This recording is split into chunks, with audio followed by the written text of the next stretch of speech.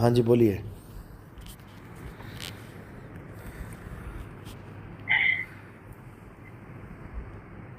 नितिन मेरे जी नमस्कार, धन्यवाद आपने हमारे लिए टाइम निकाला। हाँ जी, हाँ तो जी, हम सभी लोग का यही कॉमन सा प्रश्न है कि भाई सत्य का ज्ञान कैसे होगा और बिल्कुल जी, क्या। बिल्कुल। ये इंसानी जन्म मिला ही केवल सत्य के लिए है, सत्य को जानने के लिए। इतना बुद्धि विवेक परमात्मा ने हमें इसलिए दिया है ताकि हम सत्य को पहचान सकें। केवल जीवन जीने के लिए, केवल घर बार बनाने के लिए, केवल बिजनेस करने के लिए या बड़ी बड़ी दुकानें मकाने बनाने के लिए नहीं है। ये केवल इस लक्ष्य 84 से निकलने के लिए, जन्म मरण से निकलने के लिए। और उसके लिए हमें पहले निष्पक्ष भाव से हमें ये समझना पड़ेगा कि सत्य है क्या। हमें ये बिल्कुल भी नहीं अपनाना है कि हम हिंदू फैमिली में पैदा हुए हैं इसलिए हम देवी देवताओं की पूजा करेंगे, या हम मुसलमान फैमिली में पैदा हो गए इसलिए हम अल्लाह को मानेंगे, या हम सिख या ईसाई बन गए, फैमिली में पैदा हो गए इसलिए हम उन धर्मों को अपनाएंगे। पहले तो ये टैग लगाना बिल्कुल अलग कर दो। ऐसा बिल्कुल नहीं है कि हिंदू फैमिली में पैदा हुए तो आप देवी देवताओं को पूजोगे तो आपकी मुक्ति हो जाएगी, या मुसलमान में आ गए तो आप अल्लाह अल्लाह करोगे तो मुक्ति हो जाएगी। ऐसा बिल्कुल भी नहीं है। आप किसी भी धर्म में हो, आप किसी भी धर्म में पैदा हो गए हो, अब आपने क्या करना है कि आपको जो इंसानी जन्म मिला है, पहले तो इसकी कदर करनी है। पहले तो ये विचार करना है कि हमें इंसान जन्म मिला ही क्यों है। दुनिया भर के कितने कीट पतंगे जीव जंतु बिना मनुष्य चोले के घूम रहे हैं, भटक रहे हैं, खा रहे हैं, पी रहे हैं, बच्चे पैदा कर रहे हैं, घर बना रहे हैं, झोपड़ी बना रहे हैं। झोपड़ी मतलब जो अपने घोंसले बना रहे हैं वो भी बना रहे हैं, वो भी रह रहे हैं। लेकिन हमें ही क्यों चुना गया इंसान के लिए? क्योंकि ये मालिक की दया है, परमात्मा की अपार कृपा है कि हम यहाँ से निकलें। और निकलने का एक ही तरीका है, सत्य को जानना। अगर हमने असत्य को पकड़ लिया तो समझ लो कि हम फिर से यहीं फंस जाएंगे। और सबसे बड़ी बात है कि सत्य किसी का अलग अलग नहीं है, सत्य सबका एक है। चाहे हिंदू है, चाहे मुसलमान, चाहे सिख, चाहे ईसाई, सत्य सबका एक है। जैसे सूर्य सबका एक है, चारों उसी सूर्य से प्रकाश ले रहे हैं। हवा सबकी एक है, जल सबका एक है, धरती सबकी एक है। वो बात अलग है कि आपने बाउंड्रीज बना दी, आपने नाम रख दिए ज़मीनों के, जबकि ज़मीनों का कोई नाम नहीं है। ये भारत, जापान, चीन, चाइना, ये सब नाम हमने रखे हैं। जब हम इस दुनिया में आए थे तो ये ना कोई भारत था, ना कोई चीन था, ना जापान था, जब पहली बार इंसान इस धरातल पे आया। तो अब सत्य क्या है, बस इतना जानना है। चाहे कोई हिंदू हो के समझ ले, चाहे मुसलमान हो के समझ ले, चाहे सिख, चाहे ईसाई हो के समझ ले, सत्य सबका एक है। और सत्य क्या है, बस इसी को समझना है। तो गीता के अनुसार अगर आप देखेंगे कि सत्य क्या है, तो अध्याय 2 पढ़िए, उसमें सत्य और असत्य का पूरा जिक्र है। उसमें बिल्कुल क्लियर बताया गया कि हे अर्जुन, इस दुनिया में दो प्रकार के तत्व हैं, एक असत्य है और एक सत्य है। असत्य क्या है? असत्य तो इस दुनिया में जितने भी शरीर हैं या जो भी चीज़ है जो बदलती है, यानी वक्त के अंतराल में बदल जाती है, जितनी भी चीज़ें हैं जो अपना रूप रंग बदल रही हैं, वो असत्य है। और सत्य क्या है हे अर्जुन? आत्म तत्व ही सत्य है, आत्मा ही सत्य है। आत्मा ना तो कभी जन्म लेती है, ना ही आत्मा की कभी मृत्यु होती है। आत्मा को कोई शस्त्र काट नहीं सकता, आत्मा को अग्नि जला नहीं सकती, आत्मा को जल भिगो नहीं सकता, आत्मा को वायु सुखा नहीं सकती। हे अर्जुन, ये आत्मा यानी आत्म तत्व को जानना ही सत्य को जानना है। और ये सत्य को तुम तब जान पाओगे जब तुम किसी आत्मज्ञानी गुरु की शरण में जाओगे। अध्याय 4 34वां श्लोक। जब तुम किसी आत्मज्ञानी गुरु की शरण में जाओगे तो वो तुम्हें किसी पूजा पाठ से नहीं जोड़ेगा कि तुमसे कहेगा राम जी की पूजा करो, हनुमान जी की पूजा करो, या अल्लाह अल्लाह करो, या वाहेगुरु वाहेगुरु करो। बिल्कुल नहीं। वो आत्मज्ञानी गुरु तुम्हें आत्मा से जोड़ेगा, और आत्मा के साथ जुड़ने पर तुम्हें अपना सच्चा स्वरूप प्राप्त होगा, तुम्हें सत्य का दीदार होगा। और एक बार ये सत्य प्राप्त हो जाने के बाद तुम कभी भी असत्य को धारण नहीं कर पाओगे। यानी जब तक मैंने करंट को हाथ लगा के नहीं देखा तब तक मैं ये मान सकता हूँ कि पंखा अपने आप चल रहा है, पंखा जीवित है।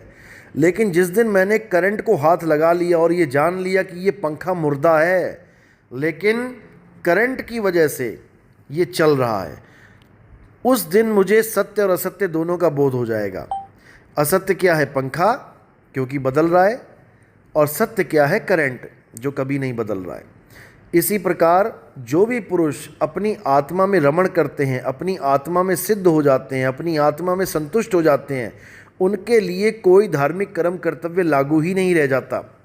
अध्याय 3 17वां श्लोक आप पढ़ेंगे। 17 से पहले क्या बताया गया? 17 से पहले आप देखेंगे 12, 13, 14, 15, 16, इसमें क्या बताया गया कि हाँ, आप किसी भी धर्म से जुड़े हैं, क्योंकि उस वक्त ना तो ही मुसलमान थे, ना सिख थे, ना ईसाई थे, तो वहाँ पर देवताओं की बात की गई है, यज्ञों की बात की गई है कि हमें कुछ ना कुछ जरूर करना चाहिए भगवान के नाम पे, क्योंकि जब तक हम सत्य को नहीं प्राप्त कर पा रहे हैं तब तक हमें कोई ना कोई ऐसा सहारा चाहिए जिससे हम पवित्र बने रहें, यानी हम गलत कामों में ना पड़ें, कम से कम भगवान की भक्ति करते रहें। भगवान भले ना पता हो कौन है भगवान, लेकिन जो भी हमारे बुज़ुर्गों ने, हमारे माता पिता ने हमें संस्कार दिए हैं, हम उसके आधार पर चलें। तो वहाँ पर बताया गया है कि जो हवन यज्ञ नहीं करते हैं, यानी जो अपने संस्कारों के, जो अपने माता पिता के, अपने गुरुजनों के संस्कार नहीं लेते हैं, जो देवताओं की पूजा नहीं करते हैं, प्रसाद रूप में बचा हुआ अन्न ग्रहण नहीं करते हैं, वो सब पापी हैं, वो सब मतलब पाप कमा रहे हैं। लेकिन बिल्कुल आगे 17वें श्लोक में लेकिन लिख दिया, लेकिन जो अपनी आत्मा में रमण करते हैं, जो अपनी आत्मा में संतुष्ट हैं, जो अपनी आत्मा को ही सत्य मानकर उसमें स्थित हो जाते हैं, उनके लिए कोई धार्मिक कर्म कर्तव्य लागू ही नहीं होता। उनको कभी मंदिर जाने की ज़रूरत नहीं, उनको कभी मस्जिद जाने की ज़रूरत नहीं, कोई गुरुद्वारा, कोई चर्च, उनके लिए वो सब चीज़ें ख़त्म हो जाती हैं। ये नहीं कि वो गलत हैं। जैसे कॉलेज में आने के बाद 10वीं 12वीं तक, 5वीं 7वीं तक, पहली दूसरी तक किसी भी कक्षा में आप जाके नहीं बैठते हो, क्योंकि आपने वो सारी क्लासेस पार कर लीं। अब आपके लिए कॉलेज ही है, आपने रोज़ कॉलेज ही जाना है। भले आपके रास्ते में पहली से लेके 12वीं तक के वही स्कूल पढ़ें जिसमें आपने शिक्षा ग्रहण की है, लेकिन आप एक बार भी 12वीं में जाके या 10वीं में जाके या 8वीं 9वीं की कक्षा में जाके नहीं बैठते हो, क्योंकि अब आपका लेवल हाई हो गया है। इसी प्रकार गीता में बिल्कुल स्पष्ट ज्ञान बताया हुआ है कि जब तक आपको सत्य का बोध कराने वाला गुरु नहीं मिलता, तब तक आप मंदिर जाओ, मस्जिद जाओ, गुरुद्वारे जाओ, जहाँ जाना है जाओ, यानी आप उस शक्ति के अधीन रहो। आप किसी भी गलत काम करने से बचो, और कोई भी, जिसको भी आप भगवान मानते हो, इष्ट मानते हो, आप उसकी पूजा करो ताकि उसके गुण आप में आते रहें। क्योंकि हमारे अंदर एक क्वालिटी है, हम जिसकी पूजा करते हैं, जिसको फॉलो करते हैं, हमें हमारे अंदर उसके गुण आने लग जाते हैं।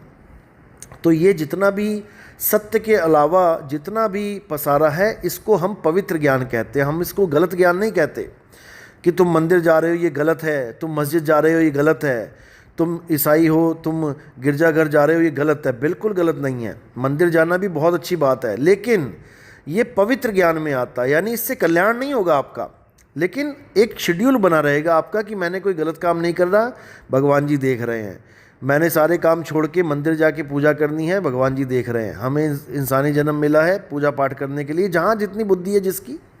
लेकिन जब आत्मज्ञानी गुरु आ जाएगा आपके जीवन में, तब वो हर चीज़ को किनारे कर देगा और केवल आत्मा का ज्ञान आपके सामने रख देगा। इसी को कहते हैं 3 गुणों से ऊपर उठ जाना। अध्याय 7 पढ़िए आप, उसमें साफ लिखा है कि जो लोग मेरे स्वरूप को नहीं जान पाते कि मैं क्या हूँ, वो कभी भी मेरे 3 गुणों से, माया से ऊपर नहीं उठ पाते, क्योंकि 3 गुण और माया भी प्रभु की ही है। लेकिन जो प्रभु के सत्य स्वरूप को जान लेते हैं, वो 3 गुण और माया को लांघ जाते हैं, वो जन्म मरण से निकल जाते हैं। अब 3 गुण क्या हैं ये कोई नहीं बता रहा है। गीता तो पढ़ रहे हैं, 3 गुण की भी बात कर रहे हैं, रजो सतो तमो, लेकिन क्या है 3 गुण, कैसे पहचाने इसको, क्या तभी तो लांघेंगे, पहले पहचान तो ले क्या है। तो पहचान के लिए 3 गुणों को क्या बताया गया है? पैदा होना, पलना, और अंत हो जाना, ये होते हैं 3 गुण, रजोगुण, सतोगुण, तमोगुण। रजोगुण को संज्ञा दी गई है ब्रह्मा जी की, सतोगुण को संज्ञा दी गई है विष्णु जी की, और तमोगुण को संज्ञा दी गई है शंकर जी की। यानी ब्रह्मा जी पैदा करेंगे, विष्णु जी पालन करेंगे और शंकर जी सबका संहार करेंगे। यानी जो भी चीज़ पैदा हो रही है, जो भी चीज़ पल रही है कुछ समय के लिए और उसके बाद उसका अंत हो जाता है, वो 3 गुणों के अंतर्गत ही है। अब इन 3 गुणों के आधार पे हमने दुनिया की हर चीज़ को परख लेना है कि हम किसकी पूजा कर रहे हैं। कोई भी मंदिर है, शुरुआत में बनता है तो वो रजोगुण में आ गया, बन के तैयार हो गया, पूजा पाठ चालू हो गई, अब वो सतोगुण में आ गया। एक दिन उसकी जर्जर अवस्था हो जाती है और उसको ढा दिया जाता है या गिर जाता है या कुछ भी हो जाता है, तो वो तमोगुण में आ गया। तो मंदिर 3 गुणों से ऊपर की चीज़ नहीं है। कोई मूर्ति है, आपने भगवान माना, श्रद्धापूर्वक, अच्छी बात है, लेकिन वो फैक्ट्री में बन रही है या कोई शिल्पकार उसको बना रहा है तो वो रजोगुण में चल रही है। बन के तैयार हो गई, मंदिर में स्थापित हो गई, पूजा पाठ शुरू हो गया, वो सतोगुण में आ गई। और गलती से भी अगर वो मूर्ति खंडित हो जाती है, भले हाथ पैर उंगली खंडित ना हो, अगर उसकी मूर्ति का जो धनुष बाण है, अगर धनुष बाण भी खंडित हो जाता है तब भी उस मूर्ति को उठा के बाहर रख दिया जाता है। यानी वो भी तमोगुण में आ गई, वो भी पूजने लायक नहीं रही। या कोई मंत्र है, जैसे मान के चलो हम कबीर पंथी है तो कबीर मंत्र लेते हैं, कोई कबीर कबीर जप रहा है, तो जैसे ही हम का बोलते हैं तो ये रजोगुण में आ जाता है। यानी शुरुआत हो गई इस मंत्र की, क बी पे सतोगुण में चल रहा है और र में इसका अंत हो जाता है, ये भी 3 गुणों में आ गया। यानी ये भी पैदा हो रहा है, चल रहा है और इसका भी अंत हो रहा है, ये भी 3 गुणों में आ गया। इसी प्रकार संसार पूरा जो तुम्हें दिखाई दे रहा है, यहाँ तक कि पूरा ब्रह्मांड, ये पैदा होता है और इसका नाश हो जाता है। एक भी चीज़ ऐसी नहीं है जो बदल नहीं रही है, हर चीज़ बदल रही है, हर चीज़ बदल रही है। यहाँ तक कि भगवान राम जी का शरीर बदल रहा है, हनुमान जी का शरीर बदल रहा है, कृष्ण जी का शरीर बदल रहा है, हमारा तुम्हारा शरीर बदल रहा है, हर शरीर बदल रहा है। बचपन में छोटे से थे, बड़े हो रहे हैं, धीरे धीरे आगे जाके बूढ़े हो रहे हैं, वयस्क हो रहे हैं, या फिर कोई पैदा हो रहा है, पल रहा है, फिर उसका नाश हो रहा है, कोई तीर लग गया, कोई तलवार से मर गया। ये जितना भी 3 गुणों का खेल है, हमने इसको सत्य नहीं मानना है। गीता का यही उपदेश है। अगर आप गीता के उपदेश को अच्छी तरह समझेंगे तो गीता क्या कह रही है, हे अर्जुन, तू और मैं शरीर नहीं हैं, शरीर तो हमारे रथ हैं, रथ के मारे जाने पर रथ का स्वामी नहीं मर जाता। यानी हम आत्मा हैं और ये शरीर हमारा रथ है। ये जो हम शीशे में देख रहे हैं, सुबह उठ के कंघी कर रहे हैं, पाउडर लगा रहे हैं, लिपस्टिक लगा रहे हैं, पाउडर सब कर रहे हैं, क्रीम लगा रहे हैं, ये हम रथ को चमका रहे हैं। जैसे हम गाड़ी को निकालने, अपनी कार को निकालने से पहले उसमें खूब क्रीम लगा के, पॉलिश लगा के उसको चमकाते हैं, टायरों में हवा चेक करते हैं, शीशा देखते हैं, सब कुछ देखते हैं, ऐसे ही हम सुबह उठ के अपनी गाड़ी को पूरा साफ़ करते हैं। सुबह लैट्रिन बाथरूम जाते हैं, उसके बाद नहाते धोते हैं, परफ्यूम लगाते हैं, कुछ भी कर रहे हैं, अपनी गाड़ी को सजा रहे हैं, क्योंकि अब हमने सड़क पे निकलना है, अब हमने घर से बाहर निकलना है। कोई भी ऐसा बंदा नहीं मिलेगा जो बिखरे हुए बाल हों, आँखों में मैल हो और दांत में गंदगी फंसी हो और मुंह पूरा बिल्कुल बेकार हो और निकल जाए बाहर, नहीं निकलेगा। हर आदमी अपनी अपनी गाड़ी चमका के निकल रहा है। क्यों निकल रहा है? क्योंकि वो ये सोच रहा है कि ये गाड़ी नहीं, ये मैं हूँ।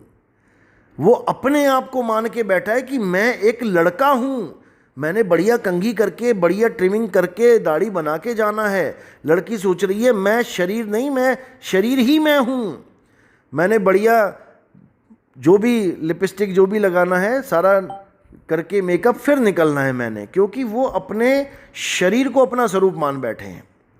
बस यही कृष्ण जी बार बार समझा रहे हैं कि तू और मैं शरीर नहीं है, शरीर हमारे रथ हैं। एक दिन ये पैदा हुए थे और एक दिन इनका अंत हो जाएगा। अध्याय 2 पढ़ो आप।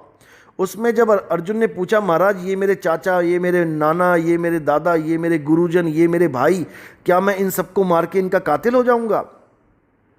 तब कृष्ण जी ने कहा कि हे अर्जुन, ऐसा कोई समय नहीं था जब तू, मैं और ये राजा महाराजा इस दुनिया में नहीं थे, यानी अस्तित्व में नहीं थे, और ऐसा कोई समय आएगा ही नहीं। जब तू, मैं और ये राजा महाराजा नहीं होंगे, यानी तू इनको चाहकर भी नहीं मार सकता, लेकिन अगर तू इनको शरीर मान के बैठा है तो ये तेरी मूर्खता है। भीष्म पितामह शरीर नहीं है। आप रामायण देखेंगे ना दोबारा से यूट्यूब पे जाके, उस पे आप लिखो, यूट्यूब पे सर्च करो भीष्म पितामह की आत्मा का ज्ञान। अब देखो कृष्ण जी ने वहाँ पर उनका पूरा शरीर काट के दिखा दिया अर्जुन को कि देखो भीष्म पितामह का शरीर कट गया, लेकिन वहाँ पे थोड़ा सा प्रकाश दिखा के कह दिया देखो वो आत्मा जिंदा है। यानी भीष्म पितामह की आत्मा कभी मर ही नहीं सकती। ऐसे ही दुर्योधन कभी मर ही नहीं सकता, कर्ण कभी मर ही नहीं सकता। ये शरीर ना तो दुर्योधन है, ना कर्ण है, ना भीष्म पितामह है। शरीर तो मिट्टी का पुतला है, ये पहले से ही मरा हुआ है, इनको मैंने पहले ही ख़त्म कर रखा है। उसके बाद अपना विराट रूप दिखाते हैं और उसमें सारी दुनिया के शरीरों को खाते हैं। आप विराट रूप देखेंगे, 3 लोक के जितने भी लोग हैं सारे ब्रह्मांड के, उनके मुंह के अंदर जा रहे हैं। और वहाँ पर अर्जुन की हालत ख़राब हो रही है, देख के हाथ जोड़ रहा है, कांप रहा है कि महाराज आप कौन हो, आप कृष्ण जी तो नहीं हो सकते। तब वहाँ पर उन्होंने ये बोला कि हे अर्जुन, मैं ही 3 लोक का नाश करने वाला महाकाल हूँ, मैं ही सृष्टि को पैदा करता हूँ, मैं ही सबको मारता हूँ। तो वहाँ पर बिल्कुल स्पष्ट बता दिया। इनकी आवाज़ नहीं आ रही, इसने म्यूट कर दिया शायद। हेलो हेलो, हाँ अब आ रही है? बोलिए, आपके पास ठीक है। कहाँ तक सुना है? भीष्म पितामह के बारे में बता रहे थे आप। हाँ, कि भीष्म पितामह या शरीर चीर दिया। हाँ, वहाँ पे शरीर को चीर के दिखाया कि भीष्म पितामह कोई शरीर नहीं है, शरीर मरने पर भी भीष्म पितामह हमेशा जीवित रहेंगे। यानी आत्मा का स्वरूप समझाया गया वहाँ पे कि आत्मा अमर है, आत्मा को कोई मार नहीं सकता। और इसी आत्मा का ज्ञान प्राप्त करने वाले को सनातनी कहते हैं। आज कितना हल्ला मचा हुआ है, हम सनातनी हैं, हमारा हिंदू राष्ट्र होना चाहिए। अरे भैया, तुम सनातनी कहाँ से हो गए? सनातनी वो होता है जो शरीरों की पूजा त्याग के एक आत्मदेव की पूजा करना शुरू करे, वो होता है सनातनी। सनातन की डेफिनेशन तक नहीं पता, जितने भी हिंदू जो कट्टरवादी बैठे हुए हैं उनको सनातन का मतलब तक नहीं पता। जबकि गीता में बिल्कुल स्पष्ट लिखा है, अध्याय 2 24वां श्लोक, उसमें आप देखो क्या लिखा है कि हे अर्जुन, जो ज्ञान मैं तुम्हें दे रहा हूँ आत्मा का, ये आत्मा ही सत्य है, ये आत्मा अचल है, ये आत्मा पुरातन है, ये सबसे पुरानी है, ये आत्मा ही सनातन है। अगर आप आत्मा का ज्ञान रखते हो तभी आप सनातनी कहला सकते हो, अन्यथा आप सनातनी कहला ही नहीं सकते। बिल्कुल स्पष्ट लिखा है, आत्मा ही सनातन है। लेकिन जो शरीरों की पूजा करके सोचते हैं कि हम सनातनी हैं, तो उनसे अलग करने के लिए आत्मा के आगे यानी सनातन के आगे सत्य लगाया जाता है कि सत्य सनातनी है। अब जब हम कहते हैं कि सत्य सनातनी है तो इसका मतलब असत्य सनातनी भी होगा कोई ना कोई। तो असत्य सनातनी वो होता है जो शरीरों की पूजा करता है, चाहे वो विष्णु जी के शरीर की पूजा करे, चाहे वो राम जी के शरीर की पूजा करे, चाहे कृष्ण जी के शरीर की, चाहे हनुमान जी के। क्योंकि शरीर सत्य नहीं है, क्योंकि हम मान के बैठ गए हैं कि विष्णु जी एक आदमी हैं, जबकि उन्होंने कितनी बार समझाने की कोशिश करी कि मैं आदमी का भी शरीर नहीं हूँ। आदमी का शरीर भी एक रथ है 10 इंद्रियों का, 5 ज्ञान इंद्रियाँ, 5 कर्म इंद्रियाँ, आँख कान नाक ये सब ज्ञान इंद्रियाँ हैं, और हाथ पैर लिंग गुदा ये सब कर्म इंद्रियाँ हैं। इन 10 इंद्रियों के रथ पे जो बैठ जाता है वही दशरथ कहलाता है। और राम से वियोग हो जाता है, यानी सत्य से वियोग हो जाता है, आत्मा से वियोग हो जाता है, तो वो दशरथ प्राण छोड़ देता है। राम के जाने पर यानी राम दूर हुए तो दशरथ की मृत्यु हो गई। हमारे साथ भी यही स्टोरी बीतती है। राम यानी रमता राम, यानी हमारा आत्म राम। जैसे ही हमारा आत्म राम इस शरीर को छोड़ के जाता है, यानी 10 इंद्रियों के रथ को छोड़ के जाता है, ये 10 इंद्रियों का रथ मृत्यु को प्राप्त हो जाता है। यही समझाया गया है, लेकिन लोग समझ नहीं रहे इस बात को। जो असली राम है वो कौन है? जो राम जी के शरीर को चला रहा है वो है असली राम। जो हमारे शरीर को चला रहा है वो है असली राम। जो सारी दुनिया के सब लोगों का, सब जीव जंतुओं का शरीर चला रहा है वो है असली राम। उस राम को कबीर साहब ने बोला है रमता राम। साहिब कहते हैं, कस्तूरी कुंडल बसे मृग ढूंढे वन माही, ऐसे रमता राम हैं दुनिया जाने नाही। कबीर साहब कहते दुनिया राम राम तो कर रही है लेकिन राम को जान ही नहीं रही है। राम की जगह यानी रमता राम की जगह दशरथ के पुत्र रूपी शरीर को राम मान बैठी है, जबकि दशरथ जी का जो पुत्र है राम, वो भी किसी के आधार पे चल रहा है, आत्मा के आधार पे चल रहा है। उनका असली स्वरूप शरीर नहीं है, उनका असली स्वरूप आत्मा है जिसको जल भिगो नहीं सकता। लेकिन राम जी के शरीर का अंत कैसे हुआ था? सरयू नदी में जल समाधि लेके, यानी जल ने भिगो दिया उनके शरीर को। कृष्ण जी के शरीर का अंत कैसे हुआ था? पैर में तीर लग के, यानी अस्त्र शस्त्र उनके छू गए उनको। जबकि वो कह रहे हैं कि नैनम छिंदंती शस्त्राणी नैनम दहती पावका, यानी आत्मा को ना तो कोई शस्त्र काट सकता है ना अग्नि जला सकती है। हमें पूजा उसकी करनी है जिसको शस्त्र छू नहीं सकता, लेकिन हम पूजा उसकी कर रहे हैं जिसके पैर में तीर लग गया, जिसको शस्त्र ने छू लिया। यानी हम कृष्ण जी को आत्मा की जगह शरीर मान के पूजा कर रहे हैं और इससे हमारा जीवन बर्बाद हो रहा है। हम 3 गुणों की पूजा में उलझ गए हैं। अब जब तक तुम्हें कोई आत्मज्ञानी गुरु नहीं मिलता जो कृष्ण जी के शरीर से ऊपर उठा के तुम्हें आत्मा के साथ जोड़ दे, तब तक किसी का कल्याण होने वाला नहीं है। आप मुसलमानों की कहानी सुनोगे, अल्लाह ने जब आदम को पैदा किया, जब आदम को पैदा किया तो सबको कहा कि इसको सजदा करो। क्यों सजदा करो? क्योंकि इसको तुम मिट्टी का पुतला मत मान लेना। असली आदम वो है जो इस मिट्टी के पुतले को चला रहा है और उसमें और मुझ में कोई फर्क नहीं है। अल्लाह ने बिल्कुल स्पष्ट बोल रखा है कुरान में कि मेरे सिवा कोई भी सजदे के काबिल नहीं है, लेकिन फिर भी अपनी जुबान से खुद बोला है कि आदम अलैहिस्सलाम को सजदा करो। लेकिन क्यों करो, कैसे करो, क्या समझ के करो? मेरा स्वरूप मान के करो। मुसलमान तो यहाँ तक कहते कि अल्लाह ने आदम अलैहिस्सलाम को अपने जैसा बनाया। अब यही नहीं समझ रहे कि अपने जैसा बनाने का मतलब क्या है। यानी जो अल्लाह वही, हाँ जी एक मिनट, जो जैसा अल्लाह वैसा ही आदम, बस ये समझना। यानी जो तू सो हम। हिंदू धर्म में सोहंग मंत्र का बहुत बड़ा पसारा है। आप देखोगे श्री श्री रविशंकर जी ये भी सोहंग सोहंग जपवाते हैं, और भी कई गुरु, सतपाल जी महाराज और प्रेम रावत जी और दुनिया भर के बड़े बड़े गुरु हैं, ये सब सोहंग सोहंग जपवाते हैं। आप शिव जी के यहाँ शिव योग में चले जाओ, सोहंग सोहंग जपवाते हैं।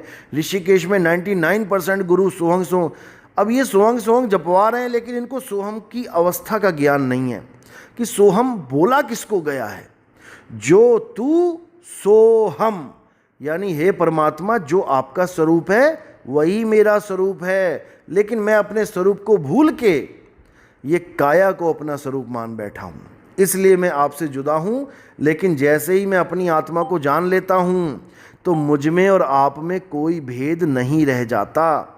यही गीता में स्पष्ट बोला गया है, जो आत्मज्ञानी हो जाता है हे अर्जुन, वो मेरा ही स्वरूप हो जाता है, मुझ में और उसमें कोई फर्क ही नहीं रह जाता। बिल्कुल स्पष्ट बोला गया है। आप कहोगे तो मैं इसका अध्याय का वो भी फोटो भी भेज दूंगा, अभी मुझे सीरियल नंबर नहीं पता है। उसमें यही समझाया है कि जो मुझे आत्मा करके जानता है, यानी अजन्मा करके जानता है, वही मेरे असली स्वरूप को जानता है। अध्याय 4 में बोला गया है ये कि हे अर्जुन, तेरे और मेरे कई जन्म हो गए, यानी तेरे कई जन्म हो लिए, मेरे भी कई जन्म हो लिए। तुझे याद नहीं है, मुझे सब याद है। यानी कब मैं मछली के अवतार में आया, कब मैं कछुए के अवतार में आया, कब मैं वराह अवतार में आया, कब मैं परशुराम बन के आया, कब मैं नरसिंह बन के आया, मुझे सब याद है। लेकिन तू भूल चुका है, यानी तू अपनी 84 भूल चुका है कि तू कितनी बार कीड़ा बना, कितनी बार मकोड़ा बना, कितनी बार हाथी घोड़ा बना। तू भूल चुका है, मुझे सब याद है। लेकिन शरीर जन्मते हैं, हम और तुम नहीं जन्मते। हम और तुम शरीर से परे हैं। जो मुझे शरीर से परे अजन्मा जानकर मेरी भक्ति करता है, यानी मुझे आत्मा जानकर मेरी भक्ति करता है, हे अर्जुन, अंत समय में वो मेरे ही स्वरूप को प्राप्त हो जाता है। यानी वो शरीर को छोड़ के आत्मा में स्थित हो जाता है। फिर उसको किसी भी माँ के गर्भ में जाने की जरूरत नहीं पड़ती। फिर जन्म मरण का खेल खत्म हो जाता है और वो सदा सदा के लिए मुक्त हो जाता है। यही गीता का सार है, यही बाइबल का सार है, जिसको कहते हैं in the beginning there was word, word was with God and word was God. इतनी क्लियर लाइन लिखी गई है, लेकिन लोगों को समझ में ही नहीं आ रहा ये वर्ड है क्या। लोग वर्ड को शब्द मान के बैठे हैं जो बोले जाते हैं, जबकि वर्ड कहते हैं आत्मा को। आत्मा के अलावा और कोई वर्ड नहीं है। वर्ड का मतलब है शब्द। कबीर साहब कह रहे हैं हम हैं शब्द, शब्द हम माही, हमसे भिन्न और कछु नाही। शब्द न बिन से देही, कहें कबीर हम शब्द सनेही। यानी जो मेरा असली स्वरूप है वो शब्द स्वरूप है, लेकिन हिंदी पंजाबी उर्दू के शब्द नहीं। ये तो इंसानों ने बनाए हैं। जब इंसान आदि मानव था, जब पहली बार इस दुनिया में आया, तो उसके पास कपड़े पहनने को नहीं थे, उसके पास खेती बाड़ी नहीं थी, उसके पास रहने को घर नहीं था, पत्ते खाता था, जानवरों को मार के खाता था। यहाँ तक कि 5 तत्वों में आया था वो, लेकिन फिर भी केवल 4 तत्वों का ही आनंद ले पा रहा था। 5वां तत्व गुप्त था, उसकी भी बेचारे को खोज करनी पड़ी। कौन सा तत्व? आकाश के नीचे रहता था, हवा को सूंघता था, धरती पे खड़ा होता था, पानी को पीता था। 4 तत्व उसके पास थे, लेकिन जो 5वां अग्नि तत्व था उसकी उसे खोज करनी पड़ी। जब वो जानवरों को मारता था पत्थर से, तो जब रात में पत्थर से पत्थर टकराता था तब उसको चिंगारी दिखाई दी, और उसने ये खोज करी कि ये चिंगारी ये क्या है, प्रकाश जैसा क्या दिख रहा है, और धीरे धीरे उसने अग्नि की खोज करी। अब सोचो, जो आदमी अग्नि की खोज कर रहा है वो कौन सी भाषा बोलता होगा? इंग्लिश बोलेगा, फ्रेंच बोलेगा, जर्मन बोलेगा, इटालियन बोलेगा, क्या बोलेगा? वो कुछ भी नहीं था उसके पास। जानवरों की तरह ऊ आ करता था, जैसे किसी बच्चे को आप पैदा होते ही जंगल में छोड़ाओ, एक बार भी उसके साथ किसी की भी बात ना हो, फिर देखो वो कौन सी भाषा बोलेगा। सेम आदि मानव ऐसी भाषा बोलते थे, और ये आदि मानव हर जगह ऐसी भाषा बोलते थे। जो चाइना में रहते थे वो भी, और जो इंग्लैंड में रहते थे वो भी। जैसे कुत्ता है, चाहे चाइनीज़ कुत्ता है, चाहे इंग्लैंड का कुत्ता है, चाहे जर्मनी का कुत्ता है, भौंकेगा ही वो। इसी प्रकार आदि मानव भी केवल अपने मुंह के द्वारा संकेत देते थे एक दूसरे को, क्योंकि संकेत के बिना तो कम्युनिटी बनी नहीं सकती ना। चींटी भी एक दूसरे को संकेत देके जाती है आगे, चिड़िया भी संकेत देती हैं, कुत्ते भी रोते हैं संकेत देते हैं, कोई कौवा मर जाए तो वो संकेत देता है और कौवे कौवे इकट्ठे हो जाते हैं। ऐसी आदि मानव ने भी अपने संकेत बनाने शुरू किए, लेकिन उसके पास एक बहुत बढ़िया चीज़ ये थी कि उसके गले में से ये आवाज़ें जो निकली थी वो कई तरह की आवाज़ें निकाल सकता था। जैसे कुत्ता चाहकर भी भौं भौं ही करेगा बेचारा, म्याऊं म्याऊं नहीं कर सकता या दहाड़ नहीं सकता, उसकी जो आवाज़ दे दी गई है वैसी रहेगी। हाँ, तोते में ये क्वालिटी है कि वो सबकी कॉपी कर सकता है, किसी किसी जानवर में। लेकिन आदमी था, उसके पास जो वॉइस बॉक्स है वो बहुत बढ़िया काम की चीज़ थी। उसने अपनी भाषा को विकसित किया। जितने अक्षर वो अपने मुंह से निकाल सकता था, गले से, जीभ से, कंठ से, तालू से, होठों से, जैसे पा बोला है तो पा में होठों का यूज़ कर रहा है, पा, फा, बा, यानी जो भी आप लाइन देखेंगे, का वर्ग, खा वर्ग, ये चा वर्ग, जैसा पहला अक्षर बोला जा रहा है उसी स्टाइल में दूसरा, तीसरा, चौथा बोला जाएगा। उसने वर्ग भी बना लिए अपने अलग अलग, लेकिन हर देश में अलग अलग आदिवासी, मतलब आदि मानव थे, उन्होंने अपनी अलग अलग भाषा का विस्तार किया। अगर भगवान ने, परमात्मा ने हमें ये भाषा दी होती तो सबको अंग्रेजी दे देता, सबको इटालियन दे देता, सबको अरबी दे देता। अगर ब्रह्मा जी ने सबको भाषा दी थी तो संस्कृत बोलते थे, सारे सबको संस्कृत आनी चाहिए थी। फिर अंग्रेजी कहाँ से आ गई, अरबी कहाँ से आ गई? क्योंकि ये सब इंसान की उपज है। आज भी इंसान इन भाषाओं को छोड़ के कंप्यूटर में लैंग्वेज बना के बैठा है, C++, ये अपनी लैंग्वेज बना के बैठा हुआ है। इंसानों की देन है ये, कोई भगवान ने नहीं बनाई है। अब जब इतनी सारी भाषाएं अलग अलग आदि मानवों ने अपने अपने क्षेत्र में विकसित कर लीं, उसके बाद इस दुनिया के सारी चीज़ों के नाम रखने शुरू कर दिए। अंग्रेज़ों ने, जो अंग्रेज़ वाले आदि मानव थे इंग्लैंड वाले, उन्होंने इसको वाटर कह दिया, पानी को, हमने इसको जल कह दिया। नीर कह दिया, तोय कह दिया, किसी ने फायर कह दिया, किसी ने आग कह दिया, किसी ने अग्नि कह दिया, किसी ने कुछ कह दिया। यानी सारे अक्षरों का एक समूह जो हमने तैयार किया था, उससे अब शब्दों को बनाना शुरू कर दिया। सारी दुनिया के शब्द बना डाले आदिवासियों ने, आदि मानवों ने, अलग अलग तरीके से, जैसे जिसका दिमाग काम किया। अब यहाँ तक तो ठीक था, क्योंकि अपने जीवन को आसान करना था। अब मुझे प्यास लगी है, मैं कहूँ मुझे पानी का नाम ही नहीं पता और मैं आपको इशारे करता रहूँ तब भी नहीं समझ में आएगा। मुझे सुई चाहिए, इशारे करूँगा नहीं समझ में आएगा। तो एक नाम रख दिया, अब आसान हो गया और पूरी कम्युनिटी को पढ़ा दिया गया कि मैं सुई बोलूँगा तो ये है सुई, मैं कबूतर बोलूँगा तो ये है कबूतर, चील मत पकड़ लाना, मैं मछली कहूँगा तो ये है मछली, केकड़ा मत पकड़ लाना। यही ज्ञान आज भी हम अपने बच्चों को स्कूलों में दिलवाते हैं। क्या पढ़ते हैं वहाँ पे? का से कबूतर, खा से खरगोश, नाम भी लिखा है और चित्र भी बनाए। अगर चित्र हटा दिए जाए वहाँ पे और पहाड़े की तरफ पढ़ के आ जाए बच्चा, का से कबूतर, खा से खरगोश, यानी 2 दूनी 4, 2 चौके 8, तो आप उसके सामने कबूतर और खरगोश रख दोगे तो वो ये तो बोलेगा का से कबूतर, लेकिन वो डिफाइन नहीं, उसको जज नहीं कर पाएगा कि इसको कबूतर बोलूँ कि उसको।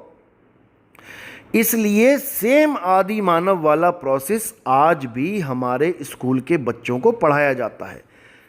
वहाँ पर नाम भी बताया जाता है और चित्र भी दिखाया जाता है, ताकि एक कम्युनिटी में रहने वाला कभी आपस में झगड़ा ना करे कि चप्पल तो इसको कहते हैं सुई को, या सुई तो इसको कहते हैं कुर्सी को। नहीं, एक सी पढ़ाई पढ़ाई जाती है ताकि आपका कंसेप्ट क्लियर हो जाए और आपको जो चीज़ चाहिए सामने वाला उसी वक्त जान जाए कि क्या चाहिए, क्योंकि उसने भी स्कूल में पढ़ रखा है, या स्कूल नहीं गया तो समाज ने उसको सिखा रखा है कि बेटा ये गिलास है, ये थाली है, ये चम्मच है।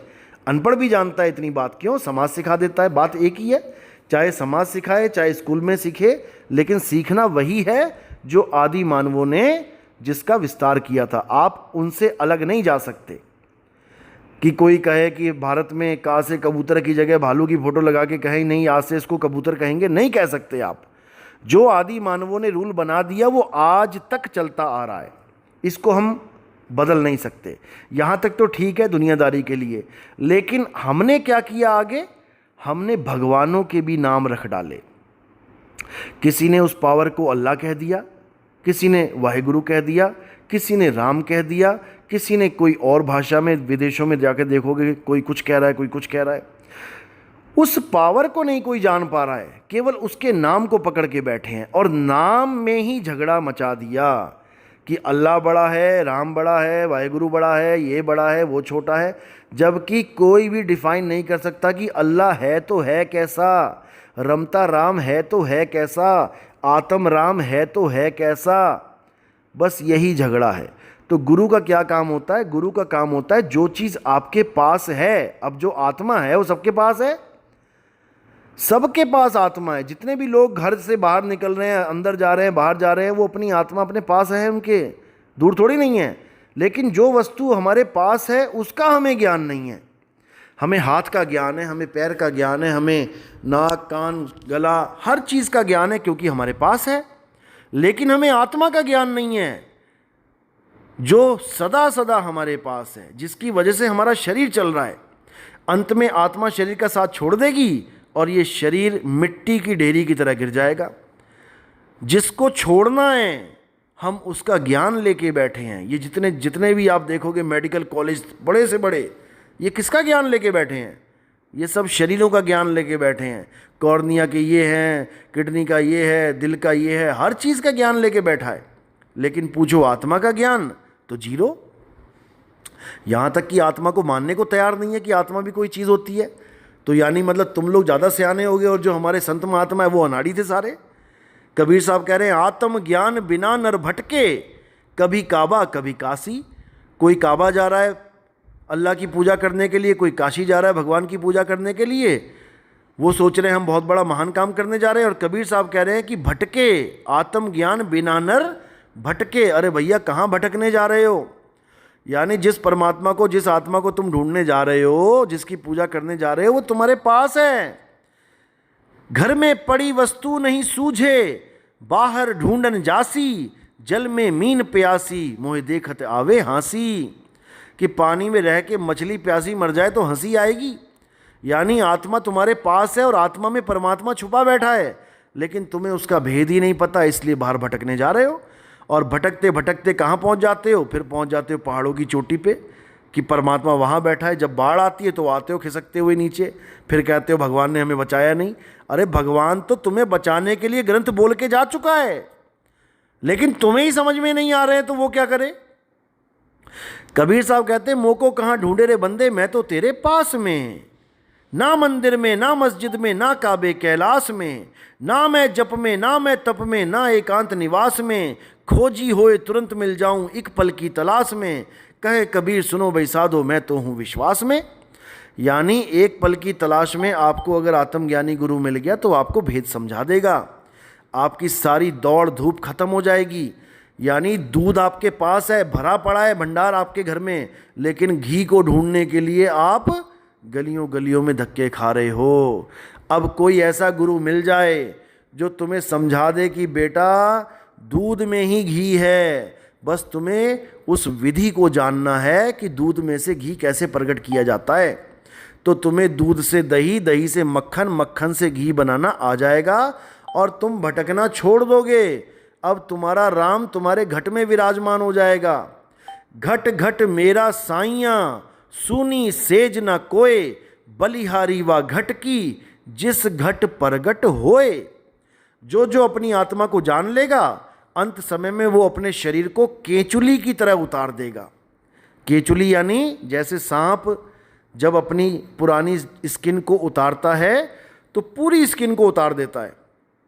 जो अनाड़ी आदमी होता है वो खेत में कभी केचुली देख ले उसको लगता है सांप मरा पड़ा है, और जब जाके देखता है ज्ञानी बंदा कि ये तो खोखला है, यानी ये तो खाल खाल है, सांप थोड़ी नहीं मरा, सांप तो निकल गया इसमें से।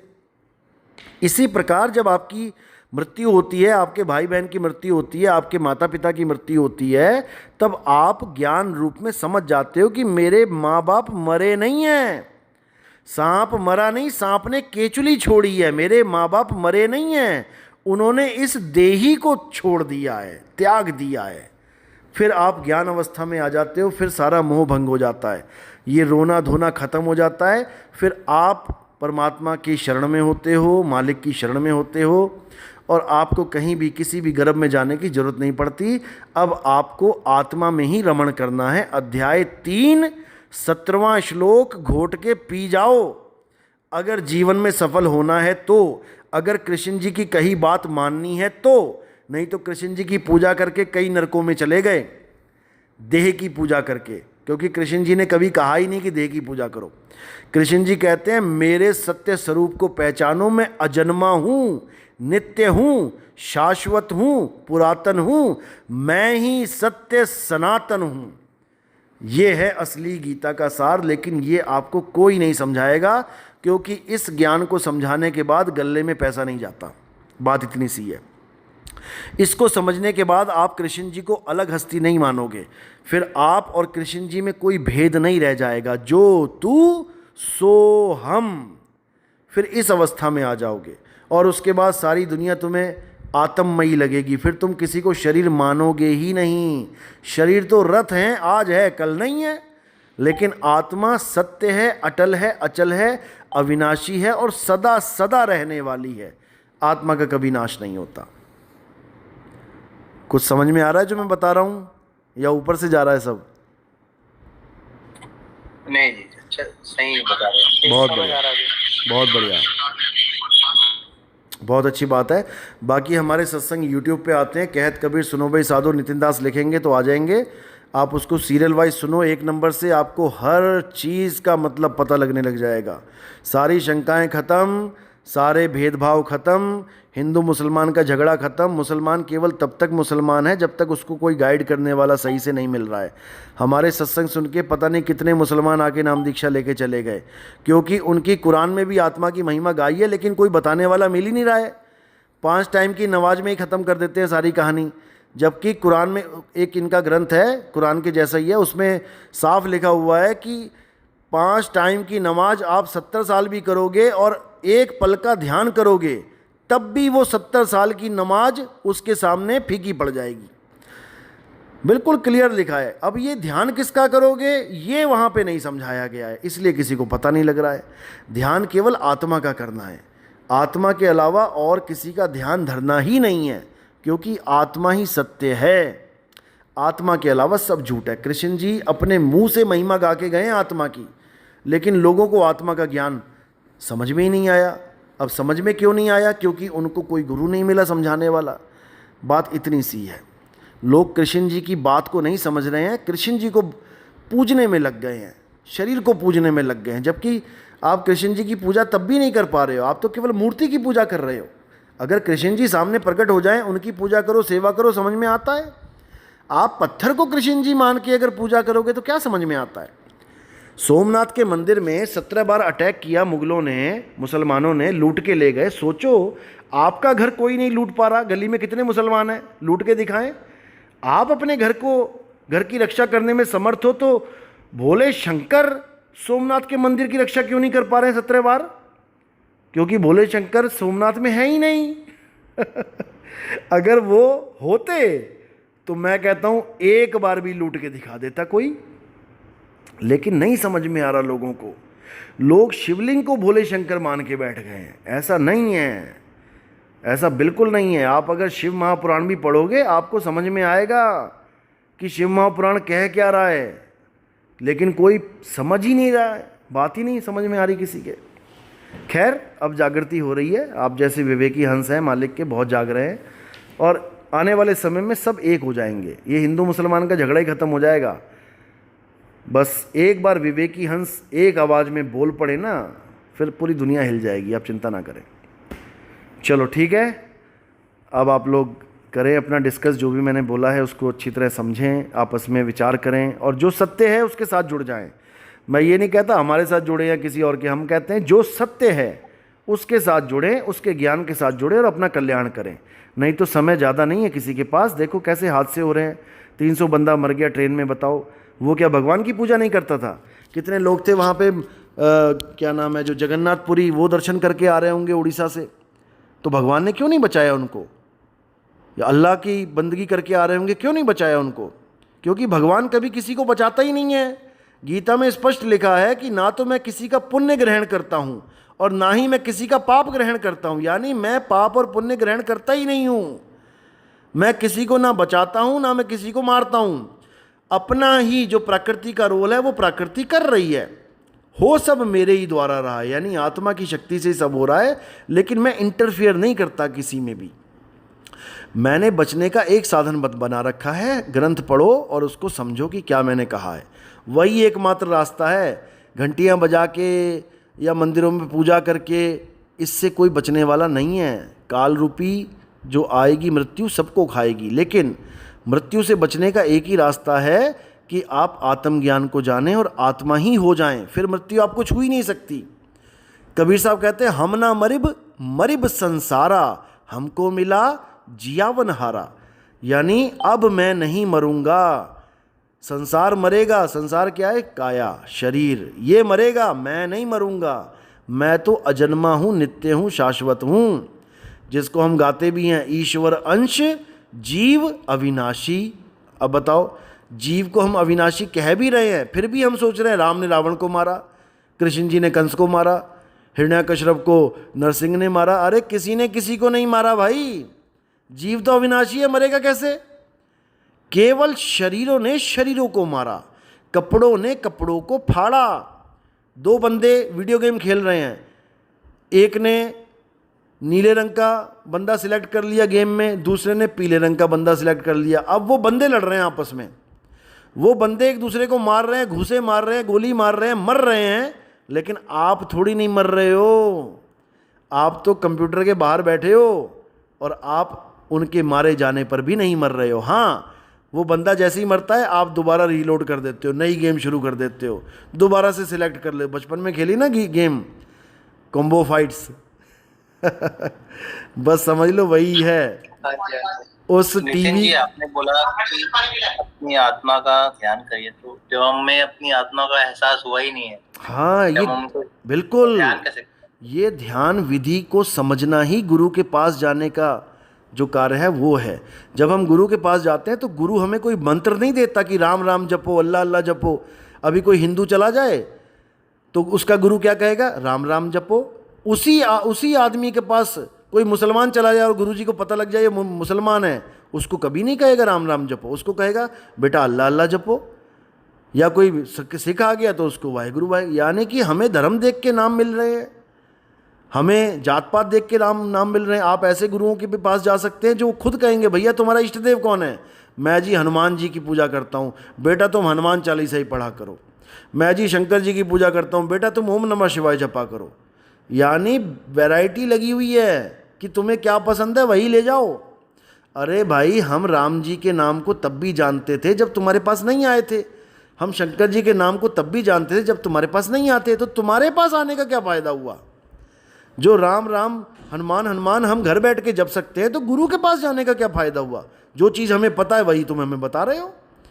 गुरु के पास जाने का फ़ायदा तब होता है जब आत्मज्ञानी गुरु आपको मिल जाए, तब वो आपके सारे मंत्र तंत्र छुड़वा देता है, राम राम जपना छुड़वा देता है, अल्लाह अल्लाह जपना छुड़वा देता है, वाहेगुरु वाहेगुरु जपना छुड़वा देता है, और फिर तुम्हें असली राम से जोड़ता है, असली अल्लाह से जोड़ता है, असली वाहेगुरु से जोड़ता है, क्योंकि वो तुम्हें तुम्हारी आत्मा से जोड़ता है। और जब तुम अपनी आत्मा से जुड़ते हो तब तुम्हारे अंदर दिव्य ज्ञान प्रकट होता है। जैसे पंखे को हाथ लगाना और करंट को हाथ लगाना जिसमें ज़मीन आसमान का अंतर है, इसी प्रकार प्रभु का नाम जपना और प्रभु के साथ जुड़ जाना, इन दोनों में ज़मीन आसमान का अंतर है। जैसे पानी पानी जपना प्यास लगने पे और पानी को पीना, ज़मीन आसमान का अंतर है। तो पानी पानी जपना छुड़वाना है और पानी को पिलाना है। पानी आपके पास है, पानी किसी मंदिर में नहीं पड़ा, पानी किसी मस्जिद में नहीं पड़ा है। मतलब जैसे कई वाणियों में भी आता है कि तेरा एक नाम तारे संसार, बिल्कुल और बिल्कुल कलयुग में भी नाम आधार। तो ये नाम की तो बात हो रही है, बिल्कुल। आप नाम के लिए मना कर रहे हैं। अरे नाम ये 52 अक्षरी नाम थोड़ी नहीं है, अक्षर नाम थोड़ी नहीं है। फिर तो राम राम करके केवल वही पार होंगे जो हिंदू हैं। अगर एक नाम की बात है, जैसे कलयुग में एक नाम आधारा, एक नाम, तेरा एक नाम तारे संसार, तो पहले तुम एक पे ही आके दिखा दो सारे संसार वालों। हिंदू मुसलमान सिख ईसाई सारे इकट्ठे हो जाओ और एक नाम सिलेक्ट कर लो कि इससे हमारी मुक्ति होगी, तब तो मैं मानूं कलयुग में एक नाम आधारा। अरे एक नाम को तो तुमने हजारों नाम बना दिए। इसीलिए कबीर साहब कह रहे कोटि नाम संसार में इनसे मुक्ति ना होए, गुप्त नाम सतपुरुष का बूझे बिरला कोई। करोड़ों नाम बन गए हैं संसार में और इन्हीं को जप के लोग बर्बाद हो रहे हैं, क्योंकि ये इंसानों की उपज है, इंसानों का दिमाग है। कैसे जीभ को घुमा के रा बोलना है, रा। देखो जीभ कहाँ लग रही है, जाके बोलो रा। और जिसकी जीभ कट गई हो वो क्या बोलेगा? जीभ कट जाए तो सारे 52 अक्षर खत्म हो जाएंगे। इसीलिए कबीर साहब ने बोला 52 अक्षर जीभ आधारा, आदि अक्षर जीभ्या से न्यारा, वाही को सत सिमरण कहिए, सिमर सिमर नर उतरो पारा। 52 अक्षर जीभ के द्वारा बोले जाते हैं। साहिब कह रहे हैं होठ कंठ लागे नहीं, जीभ्या नहीं उच्चार, गुप्त वस्तु जो लख है सो है हंस हमार। गुप्त वस्तु को नाम बोला गया। नाम एक वस्तु है, नाम कोई मंत्र नहीं है कि हिंदी पंजाबी उर्दू फारसी के मंत्र हैं। फिर तो हिंदुओं को हिंदी वाला पार कर देगा मंत्र, मुसलमान को अरबी वाला पार करेगा, फिर एक कहाँ रहे? तेरा एक नाम तारे संसार, यानी परमात्मा का एक नाम सबको तार सकता है। और वो नाम क्या है? आत्म राम ही वो नाम है। अपनी आत्मा को जानना ही वो राम है। और आत्मा एक है, एक स्वरूप है। आत्मा अलग अलग नहीं है कि सबकी, वो एक स्वरूप है। उस स्वरूप को जानना है बस, तब कल्याण होगा। कबीर साहब कहते हैं तुमसे कहूँ मैं नाम विचारी, ना वो ज्योत ना पुरुष ना नारी। क्योंकि नाम जपने पर अगर आप जाप करते हो तो आपको क्या होता है? आपके अंतर में प्रकाश हो जाता है। चैंटिंग का एक फ़ायदा होता है कि आपके अंदर एक ज्योत जग जाती है, बस यही फ़ायदा, इससे ज़्यादा कुछ नहीं। लेकिन कबीर साहब उसको भी डिनाई कर रहे हैं। तुमसे कहूँ मैं नाम विचारी, ना वो ज्योत ना पुरुष ना नारी। जहाँ पर हम माथे पे टीका लगाते हैं आप देखोगे कई संत वहाँ पर ज्योत बना लेते हैं, जैसे अग्नि प्रकट है। वो अग्नि क्या है, वो ज्योत क्या है, वो हमारा मन है। नाम जपने पे मन हमें क्या करता है, मूर्ख बनाता है। मन अपना स्वरूप दिखा देता है वहाँ पे, ज्योत स्वरूप, प्रकाश स्वरूप, और हम उस प्रकाश को देख के सोचते हैं कि हमें परमात्मा मिल गया। यही चाल है उस मन की। गुरु नानक साहब कहते हैं, मन तू ज्योत स्वरूप है, अपना मूल पहचान। यानी जो अंतर में ज्योत जग रही है वो मन का स्वरूप है, परमात्मा का नहीं है। हमें अपना मूल पहचानना है कि हमारा स्वरूप क्या है। हम ज्योत को देख रहे हैं, इसका मतलब वहाँ पर दो चीज़ें हैं, एक दिखने वाली चीज़, एक देखने वाला। तो देखने वाला कभी भी दिखने वाली चीज़ नहीं हो सकता, क्योंकि जो दिख रही है वो दृश्य है और जो देख रहा है वो दृष्टा है। दृष्टा कभी दृश्य नहीं हो सकता। आप दीवार देख रहे हो तो दीवार एक दृश्य है, आप दीवार नहीं हो सकते। आप अपना शरीर देख रहे हो तो शरीर एक दृश्य है, आप दृश्य नहीं हो। आपने दृश्य को त्यागना है और जो दृष्टा है उसको जानना है कि वो क्या है। वो दृष्टा ही आत्मा है। ये आत्मा ही हर चीज़ का अनुभव कर रहा है, लेकिन अपने आप को नहीं जान पा रहा है। हर चीज़ का ज्ञान वही ले रहा है, लेकिन अपना ज्ञान नहीं है उस आत्मा को। बस इसी को समझना है। तो जिसको ज्ञान नहीं है वो जीवात्मा कहलाता है, और जब उसी को ज्ञान हो जाता है तो वो परमात्मा कहलाता है। जितने भी हम कहते हैं ये परमात्मा, सब संतों को परमात्मा के रूप में देखते हैं। मेरे को दे वो भी। हाँ जी, मैं ये पूछना चाहती हूँ आपको बहुत प्यार, कि शब्द गुरु सुरत धुन चेला का क्या मतलब है, कुछ बता बहुत सकते हो? बिल्कुल जी, बिल्कुल यही मैं समझा रहा हूँ। शब्द गुरु सुरत धुन चेला। सुरत धुन चेला, हाँ, इसका मतलब ये है कि ना तो गुरु, जो गुरु धारण किया हमने, ना तो वो शरीर गुरु है और ना ही कोई शरीर चेला है। गुरु कौन है? शब्द गुरु है। और चेला कौन है? सुरत चेला है। यानी दोनों में शरीर का काम ही खत्म कर दिया। शरीर को गुरु मानोगे तो शरीर एक दिन नष्ट होगा, फिर तुम कहोगे हमारे गुरु जी मर गए। अब गुरु ही मर गया तो चेला कैसे बचेगा? इसलिए गुरु शरीर नहीं है, गुरु शब्द है। ये बाणी नानक साहब की है, शब्द गुरु सुरत धुन चेला। उनको जब पूछा गया कि तुम्हारा गुरु कौन है, तब उन्होंने ये नहीं कहा कि मेरा गुरु कोई शरीर है, उन्होंने कहा कि मेरा गुरु शब्द गुरु है। अब ये शब्द गुरु क्या होता है? परमात्मा का ही पर्यायवाची नाम है शब्द गुरु। शब्द गुरु का मतलब होता है एक ऐसी अखंड आवाज़ जिसका कोई आदि और अंत नहीं है। शब्द का मतलब होता है आवाज़। जैसे हम जो शब्द बोल रहे हैं ये भी एक आवाज़ ही है, लेकिन आप इन शब्दों को पहचान रहे हो क्योंकि आप मेरी भाषा जानते हो। अभी चाइनीज़ आके कुछ बोलने लग जाएगा तो तुम कहोगे पता नहीं कैसी आवाज़ निकाल रहा है मुंह में से, समझ में ही नहीं आ रहा। आप उस आवाज़ को शब्द बना ही नहीं पाओगे, आप समझ ही नहीं पाओगे कि वो कौन सा शब्द बोल रहा है, क्या मतलब है उसका। आप केवल उसको आवाज़ करके जानोगे, क्योंकि शब्द भी आवाज़ का ही एक रूप है। हमारे मुंह से जितनी भी आवाज़ें निकल रही हैं, हमने इसको बचपन में पढ़ लिया है, समझ लिया है कि सामने वाली आवाज़ ऐसी निकलेगी तो इसका क्या मतलब होगा। इसलिए जितनी देर मैंने बोला है अपने मुंह से केवल आवाज़ को निकाला है, और जीभ से, कंठ से, तालू से उस आवाज़ को घुमा घुमा के शब्द बना दिए हैं। और उन शब्दों को आप उतनी ही स्पीड से समझ रहे हो जितनी स्पीड से मैं बोल रहा हूँ, क्योंकि आपने भी वो पूरा अभ्यास किया हुआ है जो अभ्यास मैंने किया हुआ है। मैंने बोलने का अभ्यास किया है तो सुनने का भी अभ्यास किया है, इसीलिए हम एक दूसरे की बात समझ पा रहे हैं। कई बार अंग्रेज कुछ बोलता है तो हम उसकी बात नहीं समझ पाते, भले हमें अंग्रेजी आती हो, लेकिन वो हमारी सोच से ज़्यादा फास्ट बोल देता है, तो हमें उसको धीरे धीरे करके समझना पड़ता है कि क्या बोल दिया इसने। 2 बार 3 बार रिपीट करना पड़ेगा। शब्द उस शब्द ये जो हम शब्द मैं डिफरेंस बता रहा हूँ। बी सॉरी फॉर हाँ हाँ, मैं डिफरेंस बता रहा हूँ। कहीं आप शब्द गुरु को ये शब्द ना मान लो जो मुंह से निकल रहे हैं। मैं इसलिए इसको डिफाइन कर रहा हूँ, क्योंकि लोग ये मान बैठे हैं कि शब्द गुरु क्या है, वाहे गुरु ही शब्द गुरु है। वो उस शब्द गुरु को मान लेते हैं जो बोलने लिखने पढ़ने में आते हैं। जबकि कबीर साहब की वाणी आप पढ़ेंगे गुरु ग्रंथ साहब में, तो वहाँ पर बिल्कुल स्पष्ट लिखा है 52 अक्षर जोरे आन, सक्या न अक्षर एक पहचान। यानी 52 अक्षरों को जोड़ जोड़ के हर धर्म के लोगों ने शब्द बना लिए, अपने अल्लाह का वाहेगुरु का नाम बना लिया, लेकिन उस एक अक्षर को नहीं जान पाए जिस अक्षर को अविनाशी आत्मा कहते हैं। बस इतना फर्क है, सही। उस सही अक्षर को ही ये अविनाशी। सारे जो अक्षर हैं, ये जो सारे अक्षर हैं, ये क्षर हैं, ये क्षर खिर जा- हैं, खिर बिल्कुल, जाएंगे, ये खिर खिर जाएंगे। जाते हैं। हाँ, पर वो अक्षर नहीं, बिल्कुल। 52 अक्षर ही खिर जाएंगे। हाँ, वो इनमें अक्षर वो या में अक्षर नहीं। बिल्कुल, गरीबदास जी भी कह रहे हैं अपनी वाणी वो में। अक्षर ही तो चाहिए। अरे तो अक्षर ही वो तो अक्षर चाहिए। आपके पास है, किस कोई और थोड़ी नहीं देगा आपको वो अक्षर।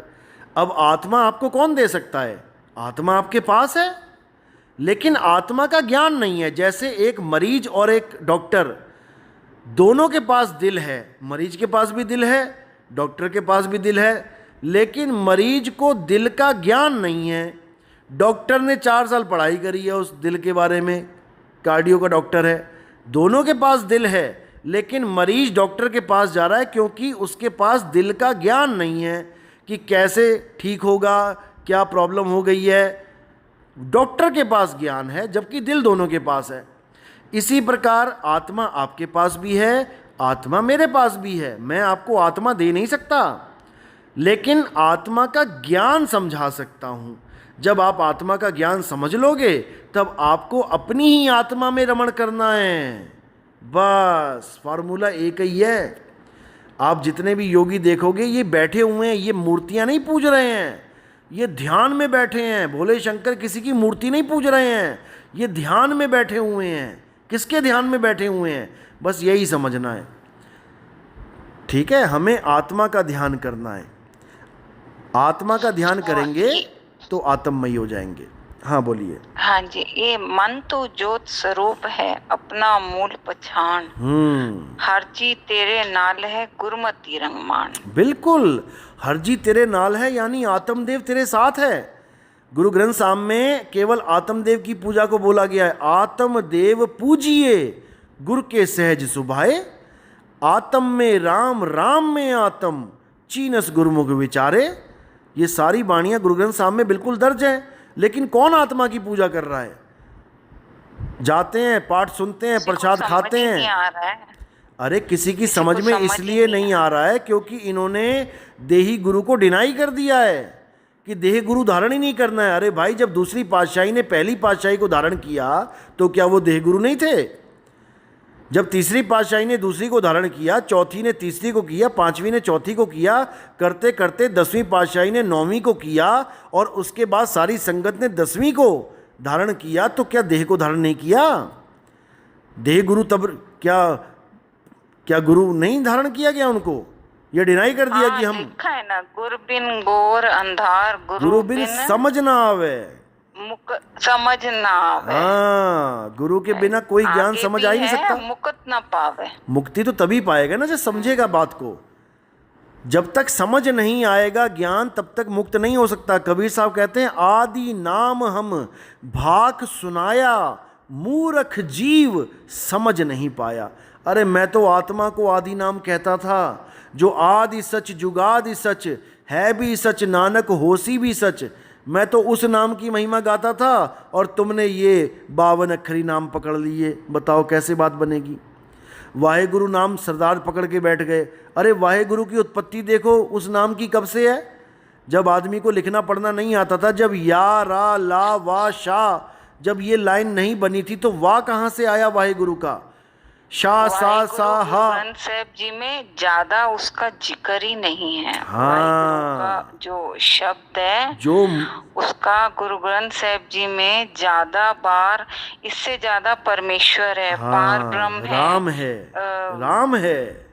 राम का नाम राम कितनी बार है। बोला गया है? राम बहुत है। राम सिमर, राम सिमर, बिल्कुल पछताएंगा रे मन मेरे, राम सिमर। बिल्कुल। पापी जियरा लोभ करत है, आज अंत काल, उठ हाँ, जाएगा, आज काल राम उठ जाएगा। बिल्कुल। तो गुरु ग्रंथ साहब में तो पहले यही समझ लेना चाहिए सिख समाज को कि पहले तो आप कहते हो कि मूल मंत्र क्या है? एको सतनाम करता पुरख निरपो निर्वैर काल मूरत अजूनि शैभम। पहले आप कहते हो कि मूल मंत्र ये है, तो तुम मूल मंत्र को छोड़ के वाहेगुरु वाहेगुरु क्यों जप रहे हो भाई?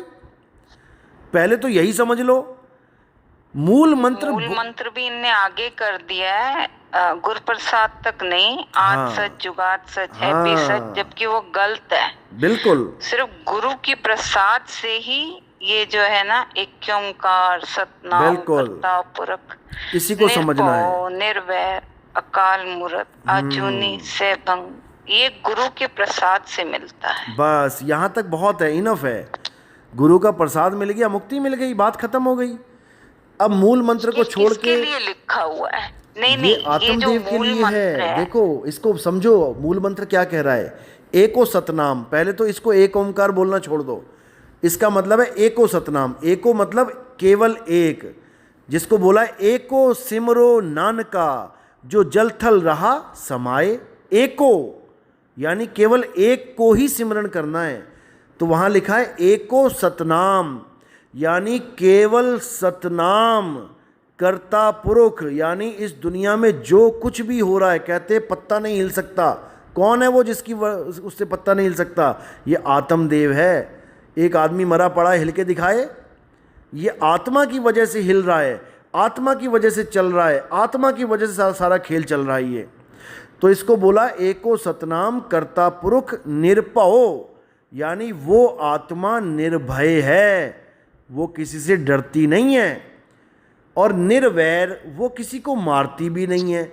यही गीता में बोला है, हे अर्जुन, जो ये सोचता है कि आत्मा किसी को मारता है या आत्मा किसी के द्वारा मारा जाता है, वो दोनों ही निपट मूर्ख हैं, अज्ञानी हैं।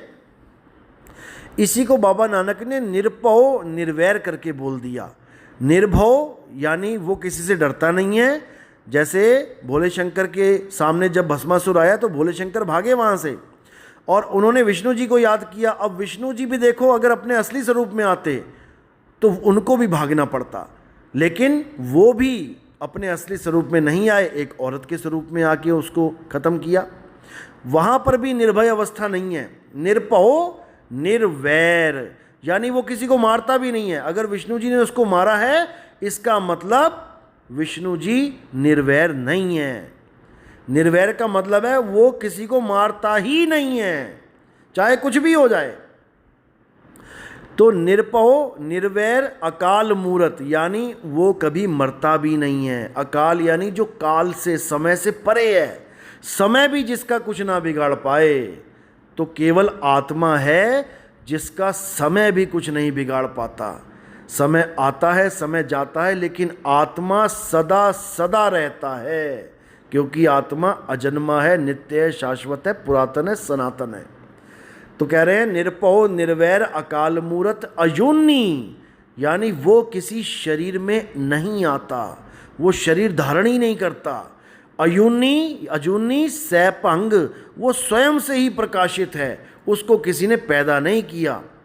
गुरु प्रसाद मिलता है तो केवल गुरु के प्रसाद से मिलता है। और गुरु का प्रसाद वो नहीं है जो थोड़ी सी सूजी का हलवा बना के बांट दिया। गुरु प्रसाद होता है गुरु का ज्ञान। जो गुरु तुम्हें ज्ञान दे रहा है वही गुरु का प्रसाद है।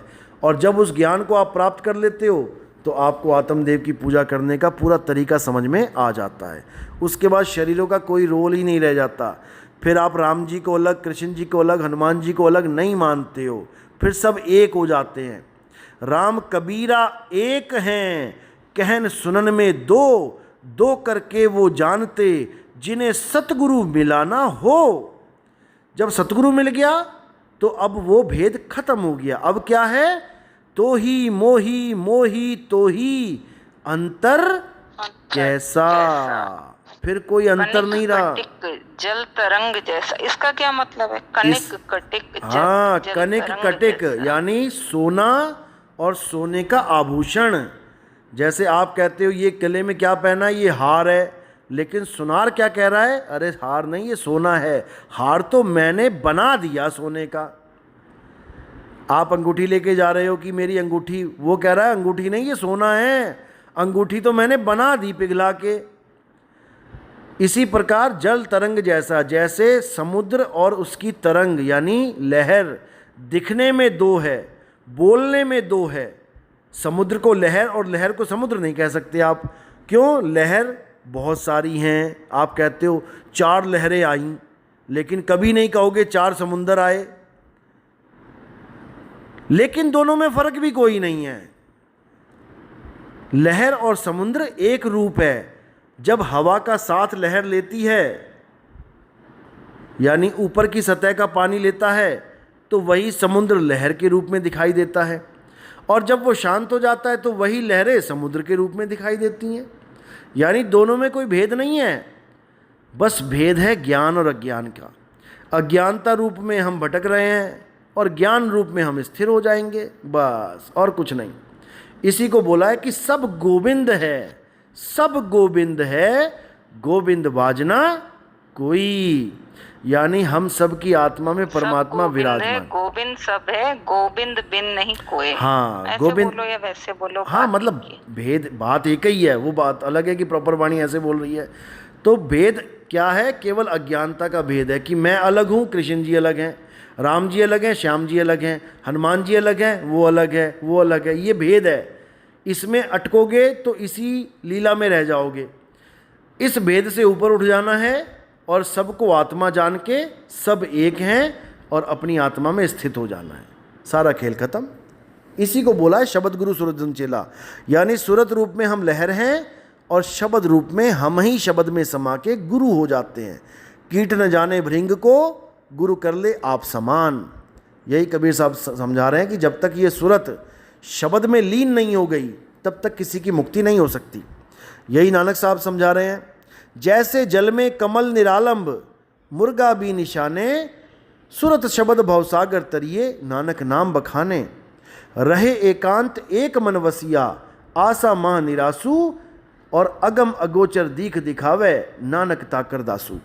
यानी ऐसा गुरु मिल जाए जो मुर्गाबी की तरह, मैं पानी में रहूँगा 24 घंटे, लेकिन जब शाम होगी तो मैं अपने घर को सूखे पंखों के साथ उड़ जाऊँगा। कमल की तरह रहूँगा, संसार में रहूँगा कीचड़ में, लेकिन कीचड़ मुझे छू भी नहीं सकता। इसी प्रकार मैं संसार में विचरण करूँगा, लेकिन मेरी सूरत परमात्मा के चरणों में लीन रहेगी जब मुझे गुरु मिल जाएगा। बिना गुरु के ज्ञान नहीं हो सकता, चाहे कोई कितना ही जोर लगा ले। ठीक है जी। तो यहाँ शब्द जो है वो आत्मा है। बिल्कुल, शब्द आत्मा ही है, आत्मा ही शब्द है। सूरत जीव कहलाता है, जो हम जीव आत्मा कहते हैं ना जिसे, वो सूरत हमारा ध्यान है। ध्यान भटकने की वजह से हम जीव आत्मा बन के बैठ गए हैं। जब तक सूरत अकेली है वो जीव आत्मा कहलाती है। यही जीव आत्मा का ज्ञान प्राप्त करके, यानी परमात्मा का ज्ञान प्राप्त करके एक मेक हो जाता है।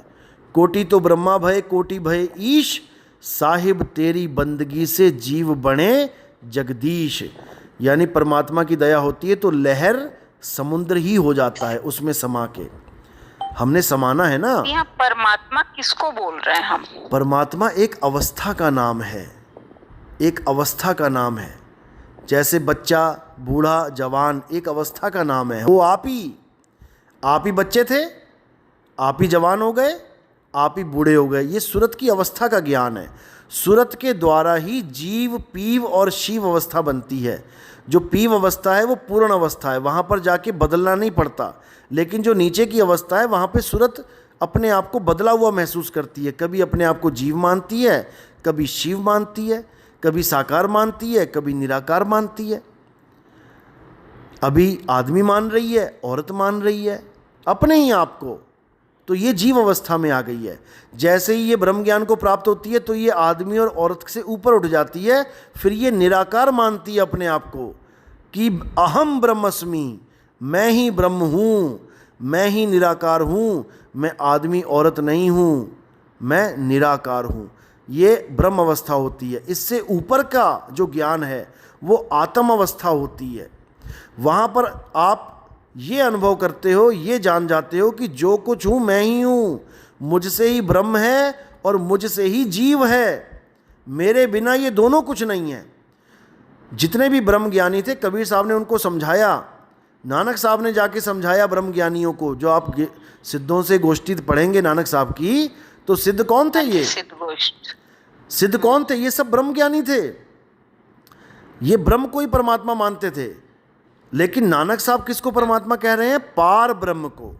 ताती वाव न ला गई पार ब्रह्म शरणाई। शरणाई। हाँ, तो ब्रह्म में, जीव में और पार ब्रह्म में जमीन आसमान का अंतर है। ये तब समझ में आएगा जब फिर से हमारे कहना, एक बार फिर से कहना ये बात प्लीज। जीव में, जीव, शिव यानी ब्रह्म और पीव यानी परमात्मा, इन तीनों में जमीन आसमान का अंतर है। जब आप अपने आप को आदमी औरत मानते हो, समझते हो, तब आप जीव अवस्था में हो। ये जीव अवस्था है आपकी इस वक्त। जब आप ब्रह्म ज्ञानी गुरुओं के पास जाते हो, वो आपको ब्रह्म का भेद बताते हैं, आप ज्योत को देखते हो और ज्योत में ही समा जाते हो, तब आप शरीर नहीं रह जाते और आप ब्रह्म अवस्था में आ जाते हो। इसी में सारे योगी, जपी, तपी, सन्यासी इसी ब्रह्म में रमण करते हैं। और जब इससे भी आगे की अवस्था आपको मिलती है, जब आपके जीवन में पार ब्रह्म ज्ञानी गुरु आता है, तब इन दोनों अवस्थाओं को छुड़वा दिया जाता है। ना तो जीव रहना है, ना शिव होना है। अब क्या बनना है? अब पीव अवस्था को प्राप्त करना है। इसी को साहिब ने बोला, कोटि तो, एक मिनट, जीव शिव सब प्रगटे, वै ठाकुर वै दास, कबीर और जाने नहीं, एक राम नाम की आस। कबीर साहब कह रहे हैं कि ना तो मैं जीव अवस्था को मानता हूं कि वो सत्य है, ना ही मैं ब्रह्म अवस्था को मानता हूं कि वो सत्य है। कबीर और जाने नहीं, राम नाम की आस। अब ये राम क्या है? ये राम ही पार ब्रह्म है। मैं पार ब्रह्म अवस्था का ज्ञान देने इस संसार में आता हूँ। ब्रह्म ज्ञानियों को कबीर साहब ने लताड़ा। आप बीजक पढ़ेंगे, उसमें क्या लिखा है? ब्रह्म बड़ा की जहाँ से आया, वेद बड़ा की जिन निर्माया, ई मन बड़ा कि जेहि मन माना, राम बड़ा या राम ही जाना।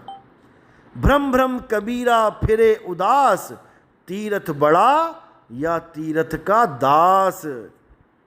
इतनी स्पष्ट वाणी कबीर साहब ने बोली कि ब्रह्म बड़ा की जहाँ से आया। जो लोग कहते हैं ब्रह्म ज्ञान ही सबसे बड़ा ज्ञान है, ब्रह्म ही परमात्मा है, साहिब कहते हैं ये परमात्मा कहाँ से आ गया? तुम्हारा ब्रह्म, जो बार बार सृष्टि बना रहा है, सृष्टि नाश कर रहा है। इसको क्या पड़ी हुई है बार बार सृष्टि बनाने की? क्यों जीवों को बार बार डाल रहा है इसमें? उसके बाद मौत सामने खड़ी है, फिर बेचारा मरता मरता क्या ना करता, हालत ख़राब होती है जीव की। क्यों सृष्टि बना रहा है बार बार ये? क्योंकि ब्रह्म ही सृष्टि बनाता है, पार ब्रह्म सृष्टि से निकालता है। लोगों को ये भेद नहीं पता अभी। जिस दिन ये समझ में आ जाएगा, उस दिन ब्रह्म की साधना खत्म कर दी जाएगी। तो यहाँ ब्रह्म क्या, ये सॉरी क्या नाम है उनका? ब्रह्म पार ब्रह्म जी। विष्णु महेश को कहा गया हो? नहीं नहीं नहीं, ब्रह्मा विष्णु महेश तो ब्रह्म के अधीन है। ब्रह्म, अच्छा। हाँ जी, ब्रह्म ही इनकी सृष्टि करता है, ब्रह्मा विष्णु महेश की। निराकार ब्रह्म ही ब्रह्मा विष्णु और महेश को पैदा करता है संसार चलाने के लिए। ब्रह्मा जी को सृष्टि उत्पत्ति करने के लिए बोलता है, विष्णु जी को सृष्टि संभालने के लिए बोलता है, शंकर जी को सृष्टि का नाश करने के लिए बोलता है। और ये इन तीनों से न्यारा रहता है। ये गुरु ग्रंथ साहब में है दर्ज। वाणी मुझे याद नहीं, लेकिन मैं भेज दूंगा आपको खोज के। हाँ हाँ, ठीक है। बात और पूछना चाहती हूँ, सॉरी हाँ जी, मैं हाँ जी। बहुत क्वेश्चन करती हूँ। कोई बात नहीं, आपके सारे ये जो सवाल ना, आपके सारे सवालों के जवाब हमारे सत्संग में मिल जाएंगे। आप 1 नंबर से सुनना, मैं पूरी जो सत्संग की लड़ी है मैं वो यहाँ पे पोस्ट कर दूंगा, आप उसकी टेंशन मत लो। हाँ हाँ ठीक है। हाँ अच्छा, एक बात कबीरदास जी ने, मतलब उनकी बहुत फेमस है, हाँ और गुरु ग्रंथ साहिब जी में भी ये लिखा है कि 2.5 अक्षर प्रेम का हाँ। पढ़े सो पंडित होए। नहीं, और देखो। यही लिखा है 10वें पातशाह जी ने, श्री गुरु गोविंद सिंह जी ने, साच कहूँ सुन ले सबे जिन, प्रेम कियो तिन्हि प्रपायो। बिल्कुल सही बात है। लेकिन देखो, 2.5 अक्षर प्रेम का इसलिए बोला गया है क्योंकि प्रेम में 2.5 अक्षर आते हैं, प आधा रा, एक ही मात्रा माँ। हालांकि 2.5 भी नहीं है, उससे ज़्यादा बन जाते हैं, क्योंकि एक ही मात्रा भी आती है अक्षर में। अगर प्रम लिखा हो, प आधा रा और माँ, प्रम, तो वो 2.5 अक्षर है। लेकिन प्रेम आ जाता है तो वो 3 अक्षर बन जाते हैं, 3 के भी 3.5। तो बात ये है कि कबीर साहब ने 2.5 अक्षर की बात नहीं करी थी। ये जितने भी आगे गुरु आए हैं, इन्होंने 2.5 अक्षर की बात करी है। आप अभी भी 10वीं का सिलेबस चेक करोगे, उसमें आज भी ये दोहा ऐसे है कि पोथी पढ़ पढ़ जग मुआ, पंडित भया न कोय, एक अक्षर पीव का, पढ़े सो पंडित होए। यहाँ पीव क्या है? पीव यानी पार ब्रह्म परमात्मा। आप गूगल पे सर्च करोगे, अभी बात करते करते सर्च कर लो, आप लिखो पोथी पढ़ पढ़ जग मुआ, पंडित भया न कोय, एक अक्षर पीव का, बस इतना लिखो, आपको अपने आप सामने ये पूरी लाइनें मिल जाएंगी। कबीर साहब ने 2.5 अक्षर की कभी बात करी ही नहीं, वो तो 1 अक्षर की बात करते रहे कि उस 1 अक्षर को जान लो। नानक साहब ने जब अपने गुरु से पढ़ाई शुरुआत करी तो उसने जब 1 बताया तो नानक साहब भी उस 1 अक्षर पे टिक गए। आगे वो बोले 2 तो वो कहते 2 तो कोई है ही नहीं, ये तो एक ही एक है, सब परमात्मा तो एक है। तो कहते हैं उन्होंने आगे की पढ़ाई नहीं करी थी। तो वही बात है, एक अक्षर पीव का, पढ़े सो पंडित हो, यानी उस 1 अक्षर को जान लो। 52 अक्षर को तो सारी दुनिया जान रही है, लेकिन जो ज्ञानी पुरुष हैं वो उस 1 अक्षर को जान लें, जिस 1 अक्षर को प्राप्त करने पर परमात्मा की प्राप्ति हो जाती है। और वो 1 अक्षर क्या है? वो अक्षर आत्मा है, और इसके अलावा कुछ नहीं है। जीवात्मा नहीं, वो शुद्ध चैतन्य स्वरूप आत्मा की बात कर रहा हूँ मैं, परमात्मा की। उसी को परम कह देते हैं। जब जीव कहते हैं तो वो अज्ञान अवस्था होती है, जब परम कहते हैं तो वो ज्ञान अवस्था होती है।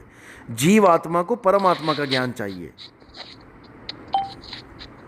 तो कुछ ऐसे पूछ रहे हैं, मैं उनकी तरफ से पूछती हूँ कि ध्यान, आत्मा का ध्यान कैसे करना है? एक क्वेश्चन ये है। बिल्कुल, ये गुरु भेद बताता है ना, जब तब समझ में आता है, क्योंकि आत्मा आंखों से तो दिखती नहीं है कि कोई दिखा दे आत्मा फिर उसका ध्यान करवाए। जैसे मैंने किसी आदमी का चेहरा देख लिया, अब मैं उस चेहरे का ध्यान कर रहा हूँ। एक तो ये होता है ध्यान करना, और एक होता है ध्यान रखना, ध्यान धरना। जैसे पनिहारिन ने सिर पे मटका रखा, अब उसका सारा ध्यान कहाँ पे है? मटके पे, लेकिन मटका उसको दिखाई नहीं दे रहा। समझे? ध्यान कहाँ पर है? मटके पे।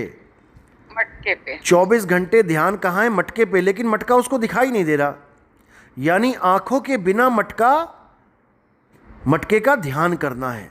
इसी को नानक साहब ने बोला बाणी में, अखा वाजों वेखना, बिन कन्ना सुनना, पैरा वाजों चलना, बिन हथा करना, जीबा वाजो बोलना।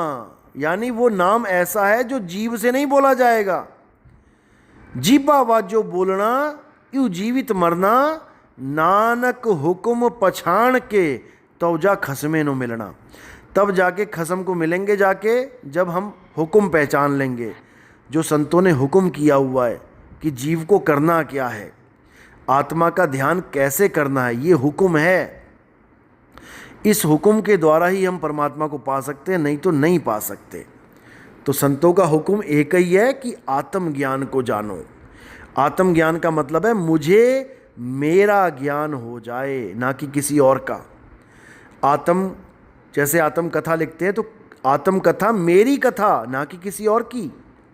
आत्म रक्षा मेरी रक्षा, ना कि किसी और की। आत्म हत्या मेरी हत्या, खुद करूं, ना कि किसी और की। आत्मनिर्भर खुद पे निर्भर, ना कि किसी और पे। आत्म कल्याण मेरा कल्याण, ना कि किसी और का। इसी प्रकार आत्मज्ञान मेरा ज्ञान, ना कि किसी और का। किसी राम जी का, किसी श्याम जी का, किसी नानक जी का, किसी कबीर जी का, किसी रविदास जी का ज्ञान आत्मज्ञान नहीं है कि उनकी पूजा करना आत्मज्ञान है। अपनी आत्मा को जानना आत्मज्ञान है। और जब अपनी आत्मा को जान लिया तो तुमने सबकी आत्मा को जान लिया।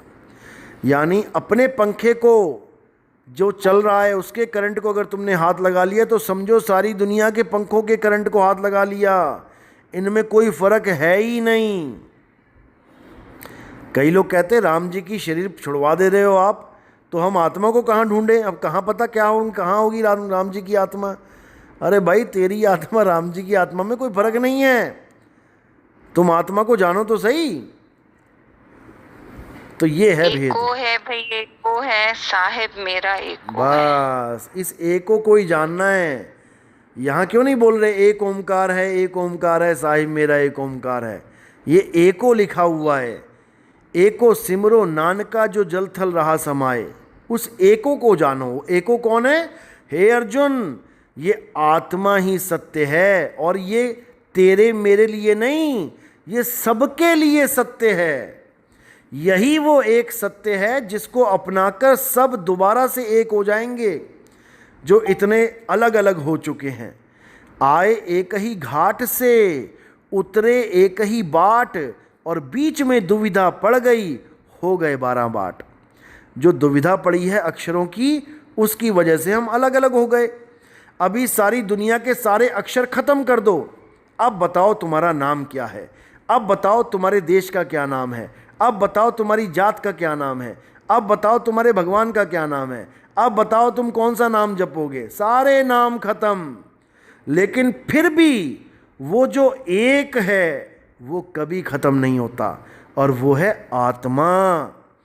इसीलिए बोला है तुझ में राम, मुझ में राम, सब में राम समाया, और सबसे कर लो प्रेम जगत में कोई नहीं पराया। तो जब सब में राम समाया है, तो भैया फिर तुम कौन से राम की पूजा करने जा रहे हो मंदिर में? ले आओ। तो उस एक राम को जानो जो सबका राम है, रमता राम है।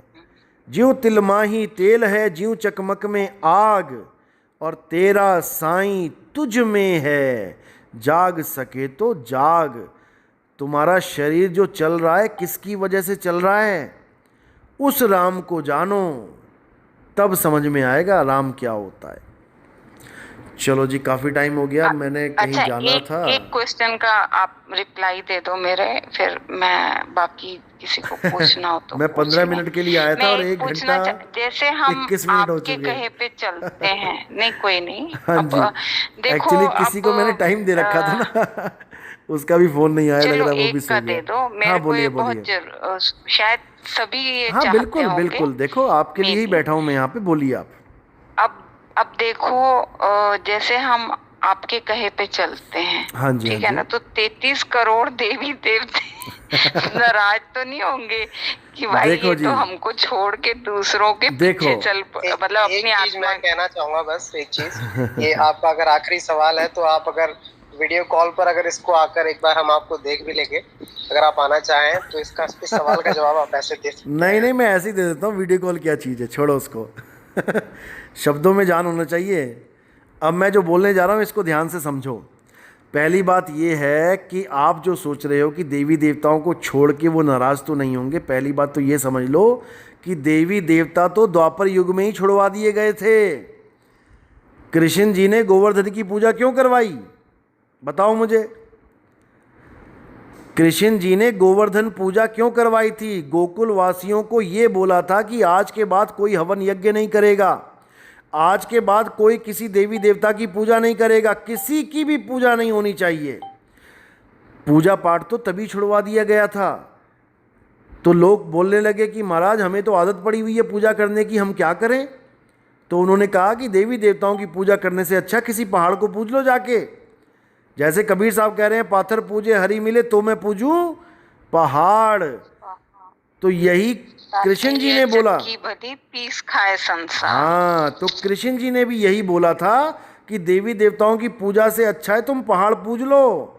तो सब जाके पहाड़ पूजने लगे, बताओ जबकि उनका भाव कुछ और था। तो ठीक है, जब पहाड़ पूजने लगे तो देवी देवता रुष्ट हो गए, जैसे आप कह रहे हो कि रुष्ट हो जाएंगे, तो उस वक्त भी रुष्ट हुए। जब रुष्ट हुए तो उन्होंने क्या किया, इंद्र ने क्या किया कि मैं इनको डुबो के मार दूंगा। उसने घनघोर बारिश कर दी। तब क्या हुआ, तब कृष्ण जी ने पर्वत उठा लिया एक उंगली पे और देवी देवताओं से हमारी रक्षा करी। अब बताओ, जो देवी देवताओं को छुड़वा रहा है, जो देवी देवताओं से हमारी जान बचा रहा है, वो ये कब कह के गया कि हिंदू धर्म का मतलब है देवी देवताओं को पूजना, सनातन धर्म का मतलब है देवी देवताओं की पूजा करना? वो तो कभी कह ही नहीं सकते ये बात। उन्होंने तो देवी देवताओं से पीछा हमारा तभी छुड़वा दिया था।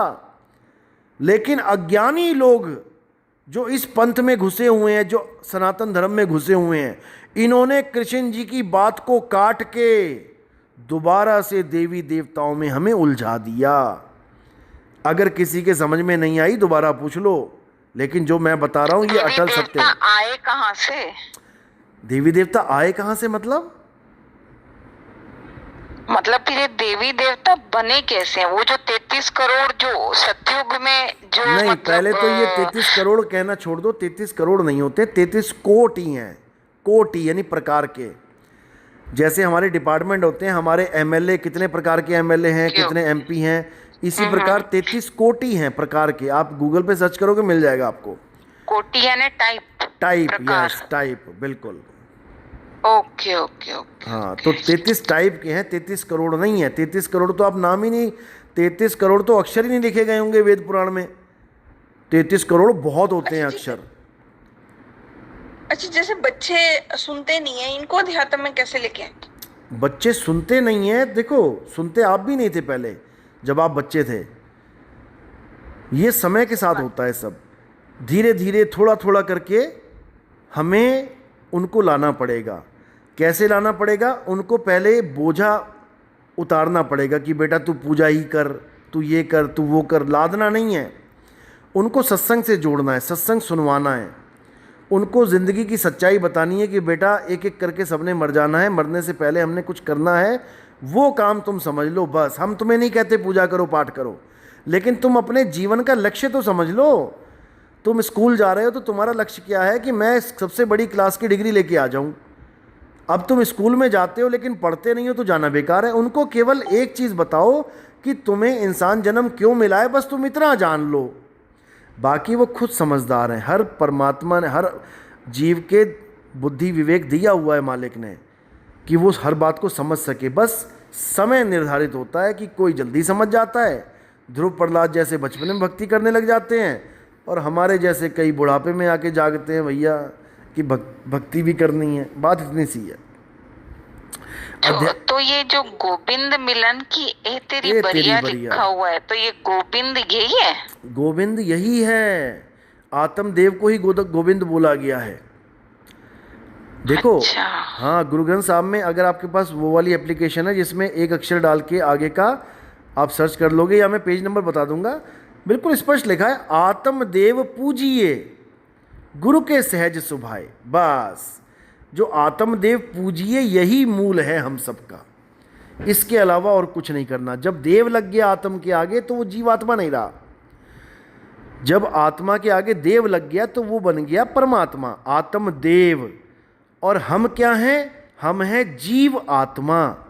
आत्मा हम भी हैं और आत्मा वो भी है, लेकिन हम अज्ञानी हैं और वो ज्ञान में है। बात इतनी सी है। जब हम ज्ञान में आ जाएंगे तो हम और वो एक रूप हो जाएंगे। तो ही मोही मोही तो ही अंतर कैसा, फिर कोई अंतर नहीं रहेगा। इस दुनिया में अंतर केवल इसीलिए है क्योंकि आत्मा और परमात्मा को हम अलग अलग करके बैठे हुए हैं। गुरु ग्रंथ साहब में साफ लिखा है कि आत्मा परमात्मा एको करे, अंतर की दुविधा अंतर मरे। अब उसकी दुविधा को ख़त्म करना है केवल, यानी मैं और मेरा परमात्मा दो नहीं हैं, हम एक ही हैं। लेकिन मैं उस अवस्था को नहीं जान पा रहा हूँ, इसलिए मैं अपने आप को काया मान के बैठ गया हूँ, इसलिए मैं उससे अलग हो गया हूँ। अब मैंने काया को अपना स्वरूप नहीं मानना है और मैंने आत्म स्वरूप में स्थित हो जाना है, बस। इसके अलावा कुछ नहीं है। बाकी आप इसका एक्सपीरियंस दे सकते हैं? क्या कर सकते हैं? एक्सपीरियंस दे सकते हैं? बिल्कुल मतलब बिल्कुल बिल्कुल। इसका एक्सपीरियंस मैं नहीं दूंगा, इसका एक्सपीरियंस आप खुद लोगे। गुरु मार्गदर्शक होता है। सेवा को दो ही भले, एक संत एक राम। राम है दाता मुक्ति का, संत जपावे नाम। संत केवल आपको एक रास्ता बताएगा, गुरु आपका मार्गदर्शक है। जो चीज़ हमें मिली है वो आपको भी मिलेगी जब आप अटल विश्वास के साथ उस रास्ते पे चलोगे, परख करने के बाद। बिना परखे नहीं। किसी भी रास्ते पे जाया जाता है तो पहले परख की जाती है कि सामने वाला मुझे सही गाइड कर रहा है कि नहीं। अगर सही गाइड नहीं कर रहा है तो आप उस रास्ते पे बिल्कुल मत चलो, फिर आपका नुकसान हो जाएगा। और अगर आपको अंदर से विश्वास आ गया कि बिल्कुल सत्य ज्ञान यही है, फिर आप देर भी नहीं करो, लेकिन ये सारा खेल है विश्वास का। तो आपको ये अनुभव जरूर होगा। हम सभी इस एक्सपीरियंस के लिए ही काफी एक्साइटेड बहुत हैं। अच्छी बात है जी। हमारे सत्संग सुन सुन के लोगों को ऐसे एक्सपीरियंस होने लग जाते हैं। हालांकि पूर्ण एक्सपीरियंस तभी होता है जब आप शब्द का भेद जान के भक्ति करते हैं, लेकिन उससे पहले भी एक्सपीरियंस होते हैं जीव का, यानी सुरत का एक्सपीरियंस होता है। आप हमारे सत्संग सुनोगे तो परमात्मा ने चाहा तो आपको सुनते सुनते ऐसा अनुभव होने लग जाएगा जैसे आप शरीर नहीं हो। आप अपने आप को शरीर से अलग हटके जानने लग जाओगे केवल सत्संग सुनने सुनने से। उसके बाद आपने समाना कहाँ है, उसका भेद प्राप्त करके आपने आगे बढ़ जाना है। बिल्कुल सिंपल। आप करो, सत्संग में भेजता हूँ, आप सत्संग सुनो। बस डेली रूटीन में आपने एक सत्संग सोने से पहले सुन लेना है, बिल्कुल फ्री माइंड होके। यानी अब आपको पता है कि मैं सोने जा रही हूँ, अब जो दुनियादारी थी वो ख़त्म कर दी मैंने, अब मैं अपने लिए आधा घंटा दूंगी, सत्संग सुनूंगी, सो जाऊंगी, फिर देखो क्या होता है। ठीक है, ये मैं एक्सपीरियंस की बात कर रहा हूँ, जिन लोगों के साथ होते हैं वो बताते हैं। तो आप करोगे, आपके साथ भी होगा। चलो ठीक है, बाकी आप। हाँ जी, हाँ जी। एक रिक्वेस्ट है कि आप हमारे ग्रुप से अगर जुड़े रहें तो हम हमारे लिए बहुत अच्छी बात रहेगी। एक्चुअली 365 दिन में मेरे कम से कम 350 सत्संग होते हैं, 65 से भी ज़्यादा हो जाते हैं। दिन में 2-2, 3-3 भी हो जाते हैं कई बार। तो मैं हर दिन ट्रैवल करता हूँ, हर दिन मेरा नया शहर होता है। आप यूट्यूब पे देखेंगे तो लाइव चलता है हमारा, हर दिन नया शहर, हर दिन नया शहर। तो ट्रैवलिंग भी करनी पड़ जाती है, 8-8, 10-10 घंटे में ट्रैवलिंग में रहता हूँ। हाँ, जिस दिन मैं फ्री हूँ, जैसे आज सुबह का सत्संग हो गया, अब मैं फ्री था तो मुझे बुला लिया गया, मैं आ गया। तो समय होगा मैं ज़रूर आऊँगा, आपके सवाल होंगे मैं ज़रूर उसको करूँगा, लेकिन ग्रुप से लगातार जुड़े रहना बड़ा मुश्किल हो जाएगा। कोटि की बात बीच में ही रह गई। हाँ, कोटि यानी प्रकार। आप गूगल पे सर्च करोगे 33 प्रकार के देवता, उस पे नाम भी आ जाएंगे लिख के, आप करो उसको। इसके ऊपर बहुत लंबी चर्चा हो चुकी है, 33 कोटि है या 33 करोड़ है। ठीक है जी, कोटि है, मेरे पास डिटेल है। हाँ, आप शेयर कर देना। ठीक है, चलो। मतलब परमात्मा से जुड़ने, मुझे आपसे दीक्षा चाहिए। देखो, दीक्षा जल्दबाजी में मत लो, मैं कह रहा हूँ कि पहले सत्संग सुनो। आप सत्संग सुनो सीरियल वाइज। मैं स्कॉटलैंड में रहती हूँ ना, मैं अभी इंडिया आ रही हूँ। अरे मैं तो ये थोड़ी नहीं, आप देखो, अगर आप दीक्षा ले भी रहे हो ना तो ले लो, पहले प्रथम दीक्षा मिलेगी आपको, लेकिन आपको सत्संग सुनने पड़ेंगे। सत्संग सुनने का मतलब ये होता है, हाँ, अगर आप सुनोगे तो अच्छी बात है। यानी एडमिशन जब आप लेते हो कहीं पे तो आपको कोर्स तो कंप्लीट करना पड़ता है ना, सिलेबस तो जानोगे ना क्या है। क्योंकि आज यहाँ दीक्षा लिए फिर आप सोचोगे। हाँ बोलो। गुरुजी, आपसे बहुत बात करना चाह रही थी, आज इन्हें मौका ही नहीं मिला। ये दीपा जी हैं। अच्छा, और अच्छा। बहुत ही अध्यात्म को लेकर के बहुत ज्यादा परेशान है और काफी बात हुई थी इनसे मेरी। अच्छा। और आपसे बात करने की भी बहुत इच्छुक थी, लेकिन इन्हें मौका नहीं मिला आज आपसे बात करने का। और ये स्कॉटलैंड में रहती हैं। अच्छा, कोई बात नहीं। देखो, कोई भी कहीं भी रहता है, इससे कोई फर्क नहीं पड़ता। स्कॉटलैंड तो एक नाम है, केवल है धरती, वो भी धरती पे रहती हैं। स्कॉटलैंड तो ये 52 अक्षर की वजह से हमने नाम दे दिया स्कॉटलैंड, समझ रहे हो। हाँ जी। हम काल के लोक में बैठे हुए हैं, मृत्यु लोक में बैठे हैं हम। स्कॉटलैंड, अमेरिका, इंग्लैंड, इससे कोई फर्क नहीं पड़ता। ये 3 लोक एक जेल है। पाप पुण्य 2 जाल, सारा जग भोजन बना, खाने वाला काल। ये हमें लग रहा है कि हम किसी बढ़िया देश में रहते हैं तो हम बहुत बाकियों से आगे, कोई आगे नहीं है, कोई पीछे नहीं है जी। नहीं, मैं यहाँ रहना नहीं चाहती थी, मैं जबरदस्ती से रह रही हूँ यहाँ पे। इंडिया का हाल बता रहा हूँ मैं, आपकी बात नहीं कर रहा हूँ कि आप अपने आप को ज़्यादा आगे बढ़े समझ रहे हो। हम लोग ये समझ लेते हैं कि अमेरिका वाला ज़्यादा खुश होगा, स्कॉटलैंड वाला, जर्मनी वाला ज़्यादा। कोई खुश नहीं है। नानक दुखिया सब संसार, सुखी सोई जो नाम आधार।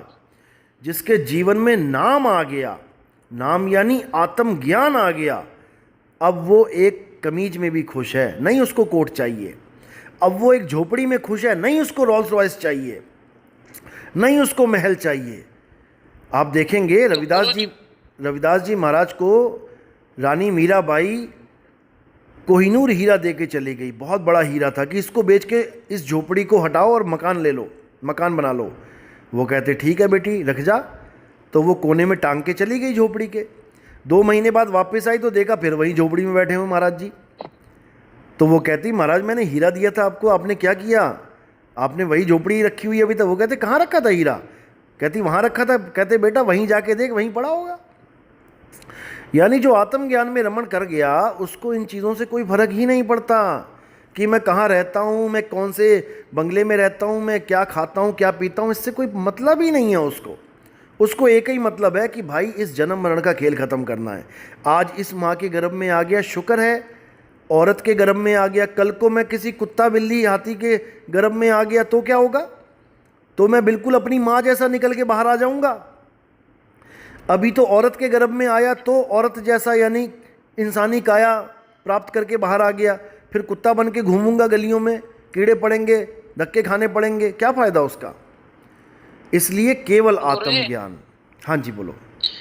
गुरुजी सत्संग की तो वो जो लिंक है वो डाल देंगे आप, जो सीरीज में है सत्संग 1 से लेके 150-60 तक, वो तो सब लोगों को मिल ही जाएंगे यहाँ पर। आप हमारा सत्संग, दीपा जी को आप हमारा सत्संग आप गूगल पे प्ले स्टोर में जाएंगे, वहाँ पर कहत कबीर सुनो भाई साधो लिखेंगे तो आ जाएगा हमारा सत्संग।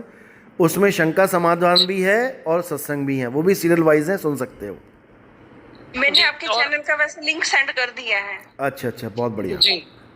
जैसे गुरुजी इसमें बहुत सारे लोग ना यूएस से हैं और यूके से भी हैं, बहुत अच्छी तो बात है। ऐसे लोग जो बाहर रहते हैं तो उनको दीक्षा कैसे ले पाएंगे? ऑनलाइन हमारे यूएसए में भी है, कनाडा में भगत है हमारे, उनको ऑनलाइन दीक्षा मिली है, फ़ोन पे मिली है दीक्षा। कोई ज़रूरी नहीं है कि पर्सनली मिलके ही होगी, ऐसा कुछ नहीं है।